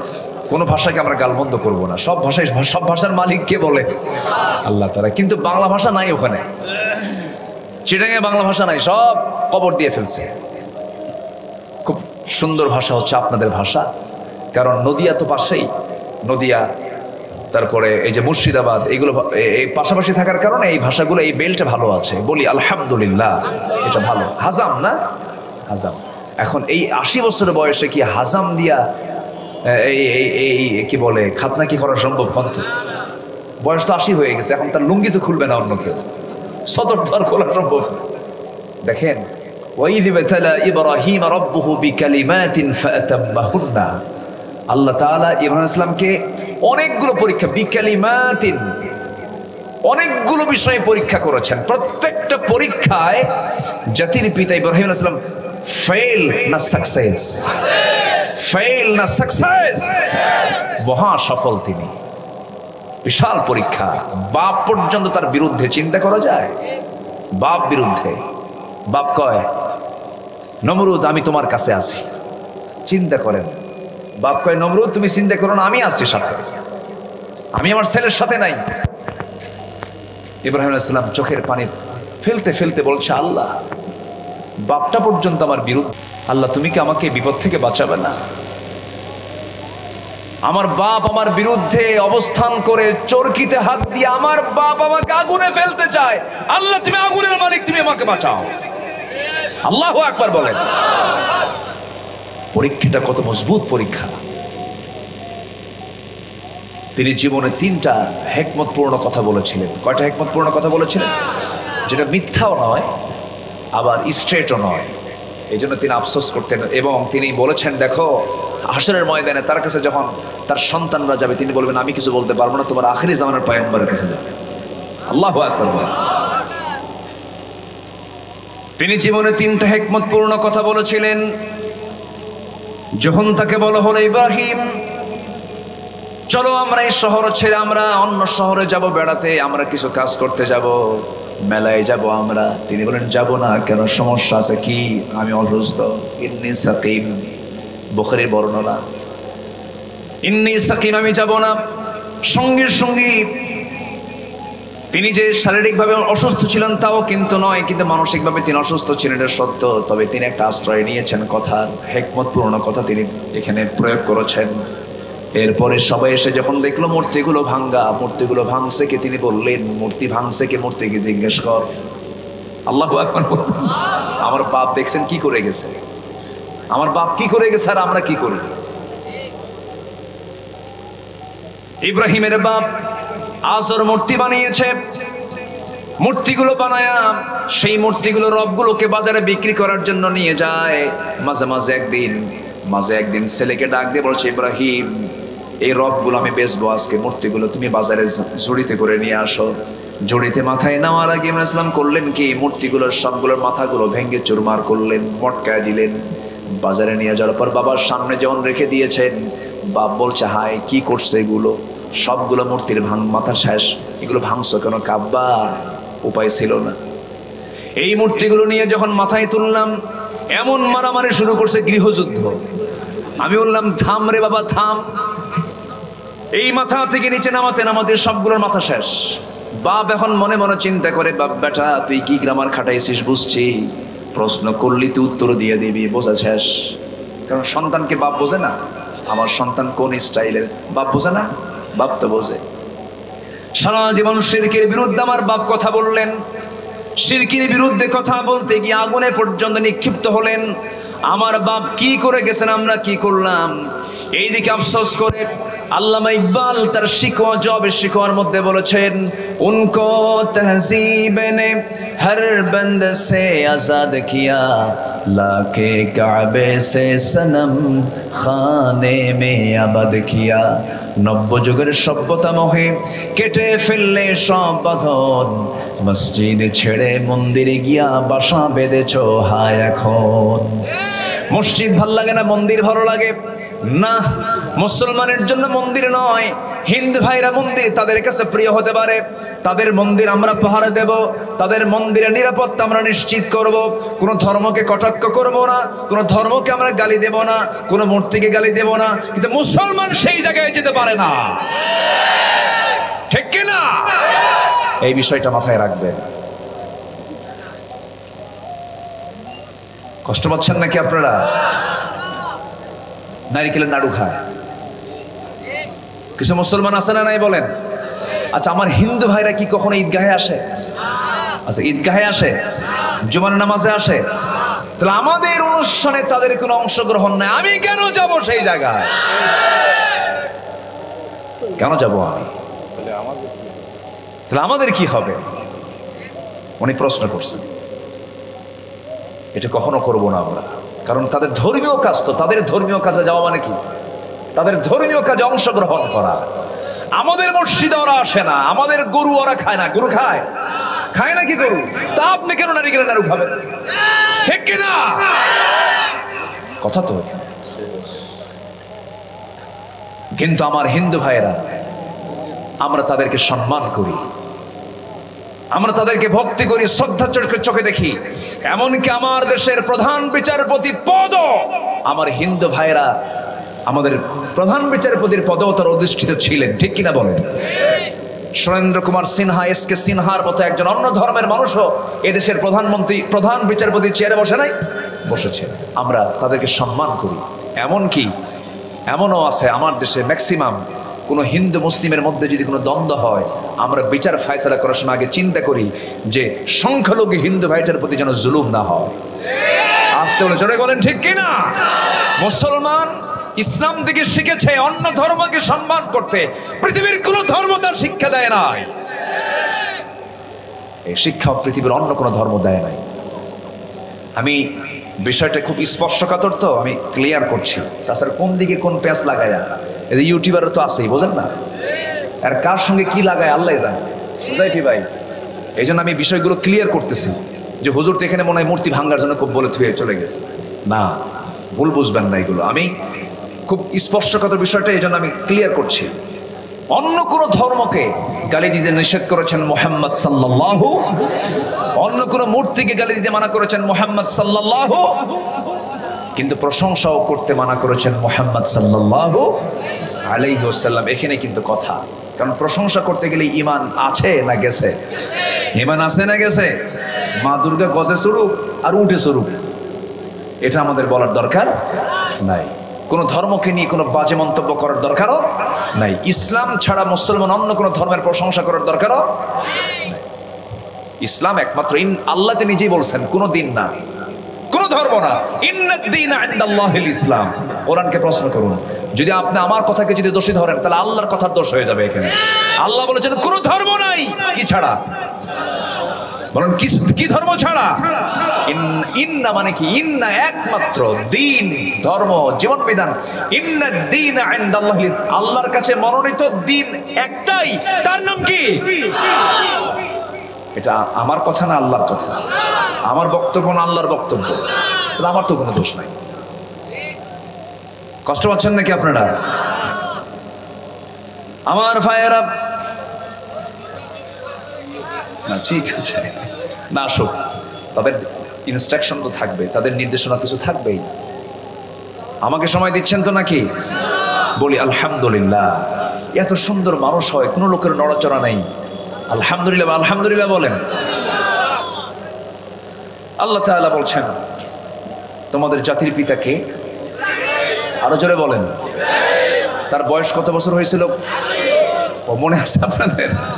80।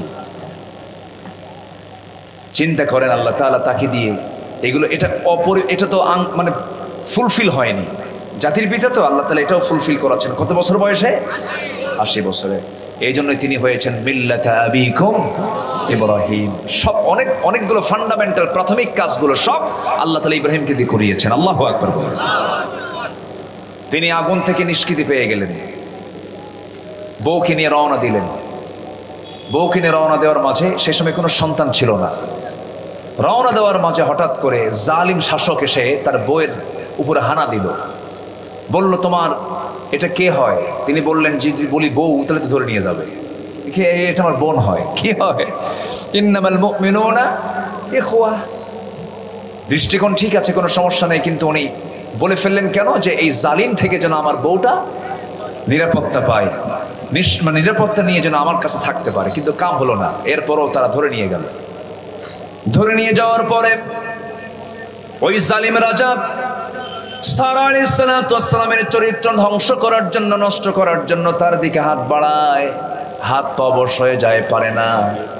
সে সম্পূর্ণ অবশ হয়ে যায়, বারবার চেষ্টা করে, কয়েকদিন ধরে পারে না। জেনার কাজে লিপ্ত হতে চায়, সে যখন ব্যর্থ হয়ে যায়, সেই জালিম রাজা বলে ফেললো, ও মহিলা, তোমার সঙ্গে আমি যেমন ব্যর্থ হয়ে গেলাম, আমার দরবার আরেকটা মহিলা আছে। এই মহিলাটাও আমি যখন তার সামনে চলে যাই তখন আমার হাত পা অবশ হয়ে যায়, আমি আর তার সঙ্গে কোনো জেনার কাজে লিপ্ত হতে পারি না। আমি সেই মহিলা দিয়ে আমি কি করব? তুমি যেহেতু চলে যাচ্ছ, এই মহিলাকেও তোমার সঙ্গে দিয়ে দিলাম। তার নাম হলো হাজেরা। তার নাম কি? হাজেরা আলাইহিস সালাতু ওয়াস সালাম সারাকে টেনে নিয়ে চলে গিয়ে আল্লাহর পয়গম্বর ইব্রাহিম আলাইহিস সালামকে বললেন, ও আমার স্বামী, শুধু আমি একা আসি নাই, আমি আরেকজন মহিলাকে সাথে আনলাম। আল্লাহু আকবার বলে। বিয়ে করে নিলেন ইব্রাহিম আলাইহিস সালাতু ওয়াস সালাম।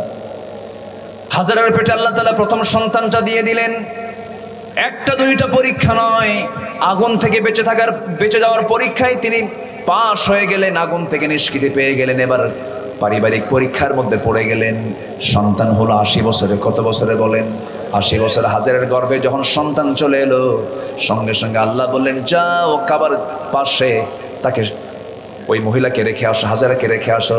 যখন ঘোড়ার পিঠে চড়াইয়া, যানবাহনে চড়াইয়া যখন তাকে নিয়ে এসে যখন কাবার পাশে মাকাম ইব্রাহিমের একটু পাশে জমজম কূপের ধারে যখন তাকে রেখে যাওয়া হচ্ছিল, সেই সময় কেউ বসবাস করে না সেই জায়গায়, কোনো লোকের বসবাস সেখানে নাই।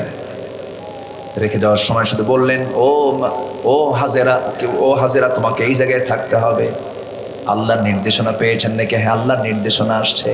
সঙ্গে সঙ্গে হাজেরাও কম না, যেমন স্বামী তেমন স্ত্রী, যেমন বান্দা তেমন বান্দি। তিনি বললেন, আল্লাহর যদি নির্দেশনা থাকে, চুল পরিমাণ কোনো আপত্তি আমার মুখ থেকে বের হবে না। এখন হাজিরা দৌড়াদৌড়ি করে কিনা বলেন? ইন্নাস সাফা ওয়াল মারওয়াতা মিন শাআইরিল্লাহ।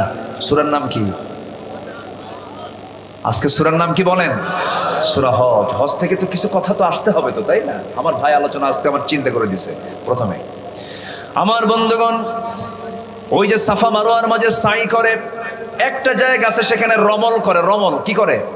রমল করে একটু দৌড়ায়। ওই দৌড়ানটা দিয়েছেন হলো হাজেরা আলাইহিস সালাতু ওয়াস সালাম। এই দৌড়ানটার মূল শুরু করেছেন হাজেরা আলাইহিস সালাতু ওয়াস সালাম। একবার না দুবার না, সাফা থেকে মারওয়া পর্যন্ত 7 বার দৌড়াদৌড়ি করেন, পানির জন্য ছটফট করেন।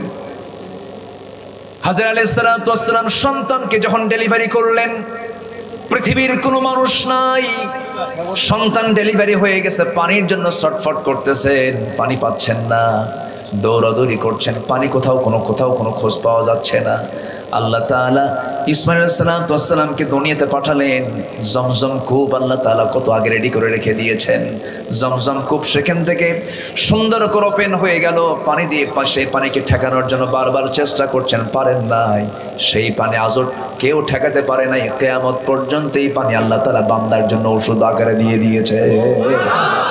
গোটা দুনিয়ার মানুষ খায় এটা খায়, এটা পান করে না, এটা খায়। আসলে এটা খাদ্য, এটা হলো পানীয়। এটা কি? এটা পানি, এটা পান করা হয়। কিন্তু জমজম হচ্ছে খাদ্য। জমজমে শরাবও আছে, এখানে খাবারও আছে। কারণ পৃথিবীর সকল পানিতে যত ক্যালসিয়াম, ম্যাগনেসিয়াম, পটাশিয়াম আছে, তার আছে ডাবল ম্যাগনেসিয়াম, পটাশিয়াম আল্লাহ তাআলা জমজম পানিতে রেখে দিয়েছেন। জমজম পানি দিয়া আর আজওয়া খেজুর দিয়া মৃত্যু ছাড়া সমস্ত রোগের কাজ আল্লাহ তাআলা করে দেন। যেরকম সুবহানাল্লাহ। বহু ক্যান্সারের রোগী ভালো হয়ে গেছে, বহু জটিল রোগী ভালো হয়ে গেছে। জমজম কূপের পানি, সব পানি পান করতে হয় বসে বসে। কিন্তু আমার নবী জমজম কূপের পানি পান করতে বলেছেন বসে বসে না, দাঁড়িয়ে দাঁড়িয়ে। আল্লাহুম্মা ইন্নী আসআলুকা ইলমান নাফিআ ওয়া রিজকান ওয়াসিআ ওয়া শিফাআন মিন কুল্লি দাইন। আল্লাহু আকবার। আমার ভাইয়েরা, এই জন্য যদি কোনো মানুষ জটিলতায় যদি পড়ে যান, এখানে যারা বসে আছেন এই কথাগুলো জানিয়ে দিবেন, জটিল রোগীকে জানিয়ে দিবেন। সূরা ফাতিহা পড়বে, সূরা ফালাক নাস পড়বে, সূরা ইখলাস পড়বে। এরপরে যদি কেউ যদি বানের মধ্যে পড়ে যায়, কোনো কুফরি কালামের মধ্যে পড়ে যায়, আজওয়া খেজুর যদি 7 দিন ধরে যদি 7টা করে সকালবেলা খায়, আল্লাহ রাব্বুল আলামিন বড় ধরনের সমস্ত কুফরি কালাম থেকে সেই বান্দাকে নাজাত দিয়ে দেন। আজওয়া খেজুর লাগিয়েছেন মুহাম্মদ সাল্লাল্লাহু আলাইহি ওয়াসাল্লাম। জমজম কূপের পানি, ওই যে ফোয়ারা শুরু হলো, হাজেরা আলাইহিস সালাতু ওয়াস সালাম সন্তানকে নিয়ে সেই জায়গা থেকে পানি পেলেন। সেখানে একটা জনমানবহীন এলাকা ছিল, সেখানে বসতি গড়ে উঠলো। ইসমাঈল আলাইহিস সালাতু ওয়াস সালাম যখন ধীরে ধীরে বড় হতে লাগলো, বুড়া বয়সের সন্তান। কি বয়সের সন্তান? বুড়া বয়সের সন্তান। ইসমাঈল আলাইহিস সালাতু ওয়াস সালামকে কোলের মধ্যে নিয়ে খেলেন, আদর করেন। আল্লাহ তাআলা আবার ওই সারার পেটে আগের যে বড় বউটা ছিল, আল্লাহ তাআলা তার পেটেও সন্তান দিয়েছেন। আল্লাহ তাআলা সব দিক দিয়ে ভরায় দিয়েছেন বুড়া বয়সে। আল্লাহ তাআলা পারেন কি পারেন না বলেন? আল্লাহ তাআলা আদমকে পিতা মাতা ছাড়া পয়দা করেছেন, ঈসা আলাইহিস সালাতু ওয়াস সালামকে বাপ ছাড়া পয়দা করেছেন। সে আল্লাহ কি বুড়া বয়সে সন্তানের বাপ বানাতে পারেন না? আসলে পারেন না? পারেন। আমার বন্ধুগণ, সন্তানটার বয়স 7 বছর হয়ে গেল। আরেক পরীক্ষা, বিকালিমাতিন ফাতাম্মাহুন্না মিল্লাতা আবিকুম ইব্রাহিম। তোমাদের জাতির পিতা যে ইব্রাহিম কেন করেছি দেখো, তার পারিবারিক পরীক্ষার মধ্যে ফেলে দিলাম। কুল ইন কানা আবাউকুম ওয়া আবনাউকুম ওয়া ইখওয়ানুকুম ওয়া আজওয়াজুকুম ওয়া আশীরাতুকুম ওয়া আমওয়ালুন ইখতারাফতুমুহা ওয়া তিজারাতুন তাখশাউনা কাসাদাহা ওয়া মাসাকিনু তারদাউনাহা হাব্বা ইলাইকুম মিনাল্লাহি ওয়া রাসূলিহি ওয়া জিহাদিন ফি সাবিলিহি। জোরে বলি আল্লাহু আকবার। আমার ভাইয়েরা, সন্তানের চাইতে বেশি প্রিয় মনে করেছেন ইব্রাহিম কাকে? আল্লাহকে। আল্লাহ বলছেন, ইব্রাহিম সন্তানটা তুমি আমার পথে দিয়ে দাও। আল্লাহু আকবার বলেন। সন্তানটা আমার পথে তুমি দিয়ে দাও। ঘটনা সবাই জানেন, ইতিহাস সবাই জানেন, কিন্তু কথাটি একটু মনোযোগ দিয়ে শুনবেন, নিজের জীবনে বাস্তবায়ন করার চেষ্টা করব আমরা। দেখেন, কলিজার টুকরা সন্তান হয় না বুড়ো বয়সে একটা সন্তান হলো, আল্লাহ বলেন আমার পথে দিয়ে দাও। সন্তানকে এবার বাপ বলছে, ও আমার কলিজার টুকরা সন্তান, ইন্নী আরা ফিল মানামি আন্নী আযবাহুক, আমি স্বপ্নের মধ্যে দেখলাম তোমাকে জবাহ করছে। এবার বলছে, আব্বা আপনি যা দেখছেন কোনো সমস্যা নেই, ইফআল মা তু'মার সাতাজিদুনি ইনশাআল্লাহু মিনাস সাবিরিন। আপনার কোনো টেনশন করতে হবে না। আপনার পিতা যেমন ধৈর্যশীল, আপনার সন্তান ইসমাঈল তেমনই ধৈর্যশীল। জোরে বলুন সুবহানাল্লাহ। কোনো চিন্তা করবেন না আপনি, কোনো চিন্তা আপনি করবেন না। মিনার বাজার হাজিরা আছেন না? হাজিরা মিনার বাজারে নিয়ে চলে গেল। শয়তান ধোঁকা দেওয়ার জন্য চেষ্টা করলো তিন জায়গায় ইব্রাহিম ইসলাম পাথর মারলেন, শয়তানকে ধোঁকা দিতে সুযোগ দিলেন না। ইব্রাহিম আলাইহিসসালাম সন্তানকে যখন জবাহ করার জন্য যখন প্রস্তুতি নিয়ে ফেলেছেন, ইসমাইল বলছে, আব্বা চোখে চোখ লেগে যাবে, আদর হবে, মায়া হবে, মোহাব্বত হবে, আমার চোখটা বেঁধে ফেলো, চোখ বন্ধ করে আমাকে জবাহ করো। জোরে বলেন আল্লাহু আকবার। আমার বন্ধুগণ, আল্লাহ রাব্বুল আলামিন তার এই কুরবানিকেও কবুল করে নিলেন। জান্নাত থেকে পশু চলে এলো, পশু কুরবানি হয়ে গেল। আল্লাহ রাব্বুল আলামিন বলছেন, লা ইয়ানালাল্লাহা লুহুমুহা ওয়ালা দিমাউহা ওয়ালাকিন ইয়ানালুহুত তাকওয়া মিনকুম। আল্লাহর দরবারে গোশত যায় না, রক্ত যায় না, আল্লাহর দরবারে পৌঁছে যায় হলো তোমাদের তাকওয়া। ইব্রাহিম আলাইহিসসালামের তাকওয়া কে পছন্দ করলেন বলেন? আসতে বলবেন না, কে পছন্দ করলেন? সামনে কোরবানি আসতেছে, গল্প করে, ভাই তুমি কত মন গরু আছে কিনা বলে, তুমি কত মন গরু, কত লাখ টাকা আছে কিনা, আছে কিনা? কিন্তু আসলে কি কোরবানি কি গরুর মধ্যে না তাকওয়ার ভিতরে? কিসের ভিতরে বলেন? তাকওয়ার ভিতরে। আমার বন্ধুগণ, সাইয়েদনা ইব্রাহিম থেকে কোরবানি শুরু হয়েছে। এটাও জাতির পিতা হওয়ার জন্য কিছু যোগ্যতার দরকার আছে না নাই? কোরবানি শুরু করেছেন কোন নবী? খাতনা শুরু করেছেন কোন নবী? নিজের সন্তানকে জবাহ করে প্রমাণ করেছেন তিনি ভালোবাসেন আল্লাহকে কোন নবী? সকল শিরকের বিরুদ্ধে সংগ্রাম করে আগুনে পর্যন্ত নিক্ষিপ্ত হয়েছেন কোন নবী? قال إني جاعلك للناس إماما ملة أبيكم ইব্রাহিম। তার নামটা এখনো কত সম্মান দিয়ে রাখে। এমনকি আমেরিকার একজন প্রেসিডেন্টের নাম আছে আব্রাহাম লিঙ্কন, আছে না নাই বলেন? আব্রাহাম আছে, ইহুদ আছে, তারপরে ডেভিড বেখাম, দাউদ নামটা আছে। হ্যাঁ, এরকম করে বহু নবীর নাম খ্রিস্টানরাও রাখে। কিন্তু খ্রিস্টানরা, ইহুদিরা কিন্তু মোহাব্বত করে কিন্তু ফেরাউন নাম রাখে না। রাখে ওরাও রাখে না। মুসলমান তো রাখবেই না। কোন ইহুদি খ্রিস্টান অন্য ধর্মের মানুষ হোক ফেরাউন নাম রাখে না, নমরুদ নাম রাখে না, কারণ তারা ছিল জালিম, খুনি, মানবতা ধ্বংসকারী। ঠিক কিনা? মানবতা ধ্বংসকারী। আমরা ইতিমধ্যে শুনেছি ইরানের প্রেসিডেন্ট হেলিকপ্টার, ওই দেশের অভ্যন্তরীণ হেলিকপ্টার ধসে মারা গেছে। প্রেসিডেন্ট সহ, পররাষ্ট্রমন্ত্রী সহ প্রায় 10 জন উচ্চপদস্থ কর্মকর্তা সহ সেখানে তারা নিহত হয়েছে।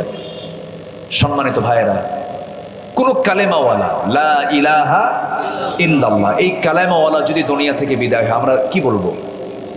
বলেন আমরা কি বলবো? এই ইসরায়েলে প্রথম হামলা করেছে এবার কারা? বলেন, কারা করেছে বলেন? ইরান জবাব দিয়েছে, মুসলমান জবাব দিয়েছে। মুসলমানদের মধ্যে এরা এগিয়ে এসেছে, যারা ফতোয়া দেয় তারা জবাব দিতে পারে না, খালি ফতোয়াই দেয়। আমার দেশে আহলে সুন্নাত ওয়াল জামাতের নাম ধরে বহু মুশরিক আছে না নাই? বহু মুশরিক আছে কিনা বলেন? আহলে সুন্নাত ওয়াল জামাতের পরিচয় দিয়ে বহু মুশরিক কিন্তু আমার দেশে আছে, কবর পূজা করে, মাজার পূজা করে, আছে না নাই? আছে। শিয়াদের ভিতরে, হ্যাঁ, শিয়াদের মধ্যে অনেক সমস্যা, অনেক প্রবলেম আছে, আমরা জানি। কিন্তু আমেরিকা সুলাইমান কাসেমিকে যে হত্যা করেছিল, আমেরিকা শিয়া মনে করে না মুসলমান মনে করে? বলেন কি মনে করে, বলেন কি মনে করে? নিজেদের ভিতরে দ্বন্দ্বগুলো যত বাড়াবেন আপনি তত বিপদে পড়ে যাবেন। নিজেদের দ্বন্দ্বের দূরত্ব কমেই আমরা ভ্রাতৃত্বের বন্ধনে আবদ্ধ হয়ে যাই। এক কালেমার পতাকা তুলে আমরা আবদ্ধ হয়ে বাতিল শক্তির মোকাবেলার প্রস্তুতি নিয়ে ফেলি। মুসলমান সাহায্য করবেন কে? কে সাহায্য করবেন? আল্লাহ। তুমি সবাইকে বোঝার তৌফিক দাও। আমি তো বললাম আজকে এই নিহতের কথা, কালকে যে মিডিয়া কি করবে আল্লাহ জানে। হুজুর শিয়ার পক্ষে মত দিলেন, আমি এটা বলি না। আমাদের এই দ্বন্দ্ব দূর করার দরকার আছে না নাই বলেন? আমাদের এক পরিচয় হলো লা ইলাহা ইল্লাল্লাহ। আমরা সকল ভেদাভেদ আমরা ভুলে যাব। আল্লাহ তাআলা আমাদের সবাইকে কবুল করুন, জোরে বলি আমিন। আমরা কি দিনকে ধ্বংস করব না দিনকে তাজা করব? নামাজ বাদ দিয়া 5 ওয়াক্ত নামাজ পড়বেন কারা কারা একটা হাত তুলে দেখেন, জোরে বলি ইয়া আল্লাহ, আরো জোরে ইয়া আল্লাহ। আমাদেরকে 5 ওয়াক্ত সালাত আদায় করার তৌফিক তুমি আল্লাহ দিয়া দাও, জোরে বলি আমিন, আরো জোরে আমিন, আরো জোরে আমিন। হাত নামান। হ্যাঁ ঠিক আছে। আমার কে মুনির ভাই না? আলহামদুলিল্লাহ। ফজর পর্যন্ত থাকতে রাজি আছেন আপনি? ফজর কি জানাজা সহ নাকি? বসেন সবাই, সবাই বসেন, একটু বসেন। বলতেছেন আবার যাচ্ছেন কেন ভাই? ও ভাই বসেন।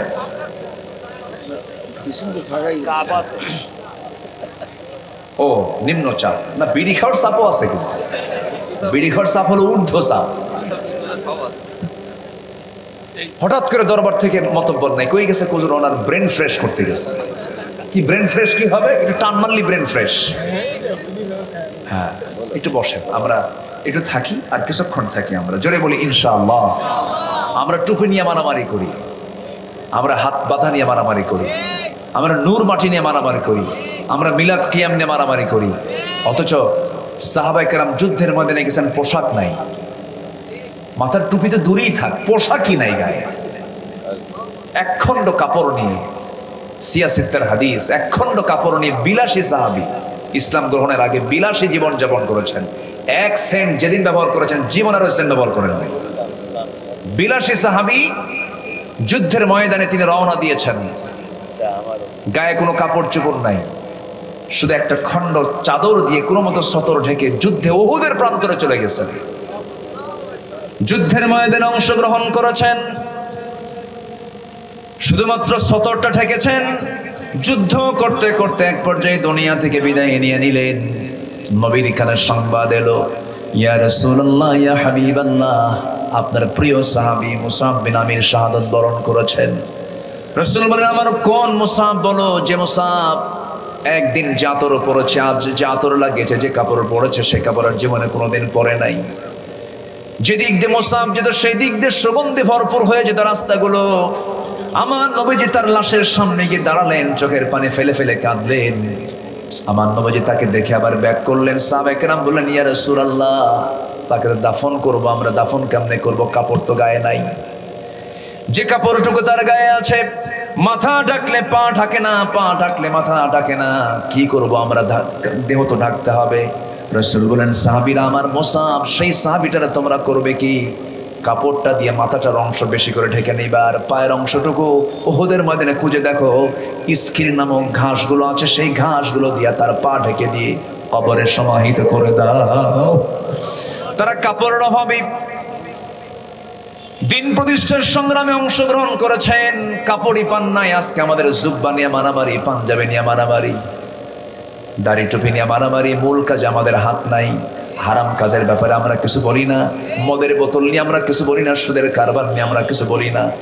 জিনার ব্যাপারে আমরা কোনো কথা বলি না। আমার বন্ধুগণ, হারামকে যদি কোনো বান্দা জীবন থেকে মাইনাস করতে পারে, এটাই সবচেয়ে বড় জিহাদ। হারামকে আমরা বর্জন করব, হালালকে আমরা ধরবো। হারামকে আমরা মাইনাস বলে হালালকে আমরা প্লাস বলবো। হালাল ভিত্তিক জীবন যাপন করবো। এক সাহাবী বলেন, ইয়া রাসূলুল্লাহ, আমাকে কিছু আমল দিয়ে দেন, আমি জান্নাত পেতে চাই। আমি কোন আমল করলে জান্নাত পাবো? আমার রাসূল বললেন, ও সাহাবী, তুমি কি কাজ করতে পছন্দ করো বলো তো, তোমার আমলগুলো আমি শুনি। সঙ্গে সঙ্গে তিনি বলছেন, ইদা সাল্লাইতুল মাকতুবাত ওয়া সুমতু রমাদান ওয়া হালালতুল হালাল ওয়া হারামতুল হারাম ওয়া লাম আযিদ আলা যালিকা শাইআন আদখুলুল জান্নাতা ইয়া রাসূলুল্লাহ। রাসূল বললেন, সাহাবী, তুমি কি করতে চাও বলো? তিনি বলছেন, হুজুর, আমি যদি 5 ওয়াক্ত নামাজ পড়ি, রমজান মাসে রোজা রাখি এবং হালালকে হালাল জেনে হালাল জীবন গ্রহণ করি, হারামকে হারাম জেনে হারাম জীবনকে বর্জন করি, আমি কি জান্নাত পাবো নাকি? রাসূল বলেন, সাহাবীরা চেয়ে দেখো, এই সাহাবীটা নিশ্চিত জান্নাতের মেহমান। জোরে বলে সুবহানাল্লাহ। এই জন্য আমার ভাইয়ের এই কাজগুলো আমরা করবো, আল্লাহ কবুল করুন। জোরে বলে আমিন। নিজের স্ত্রী, পরিবার, পরিজনকে পর্দার মধ্যে রাখবো, পরিবারকে সামলাবো, সন্তানদেরকে সামলাবো। সবচেয়ে বড় টিচার হবে বাবা মা সন্তানের জন্য। সন্তানদেরকে সময় দেব। বাপ হলেই শুধু চলবে না, সন্তানদের পাশে বন্ধুর মতো দাঁড়াতে হবে। সন্তানদের জীবনে সবচেয়ে প্রিয় বন্ধু হবে বাবা, প্রিয় বান্ধবী হবে মা। ঠিক কিনা বলেন? আজকে মা বান্ধবী হয় না, এক্সট্রা করে বান্ধবী আছে, বলেন তো? মার সঙ্গে সম্পর্ক বেশি না বান্ধবীদের সঙ্গে সম্পর্ক বেশি?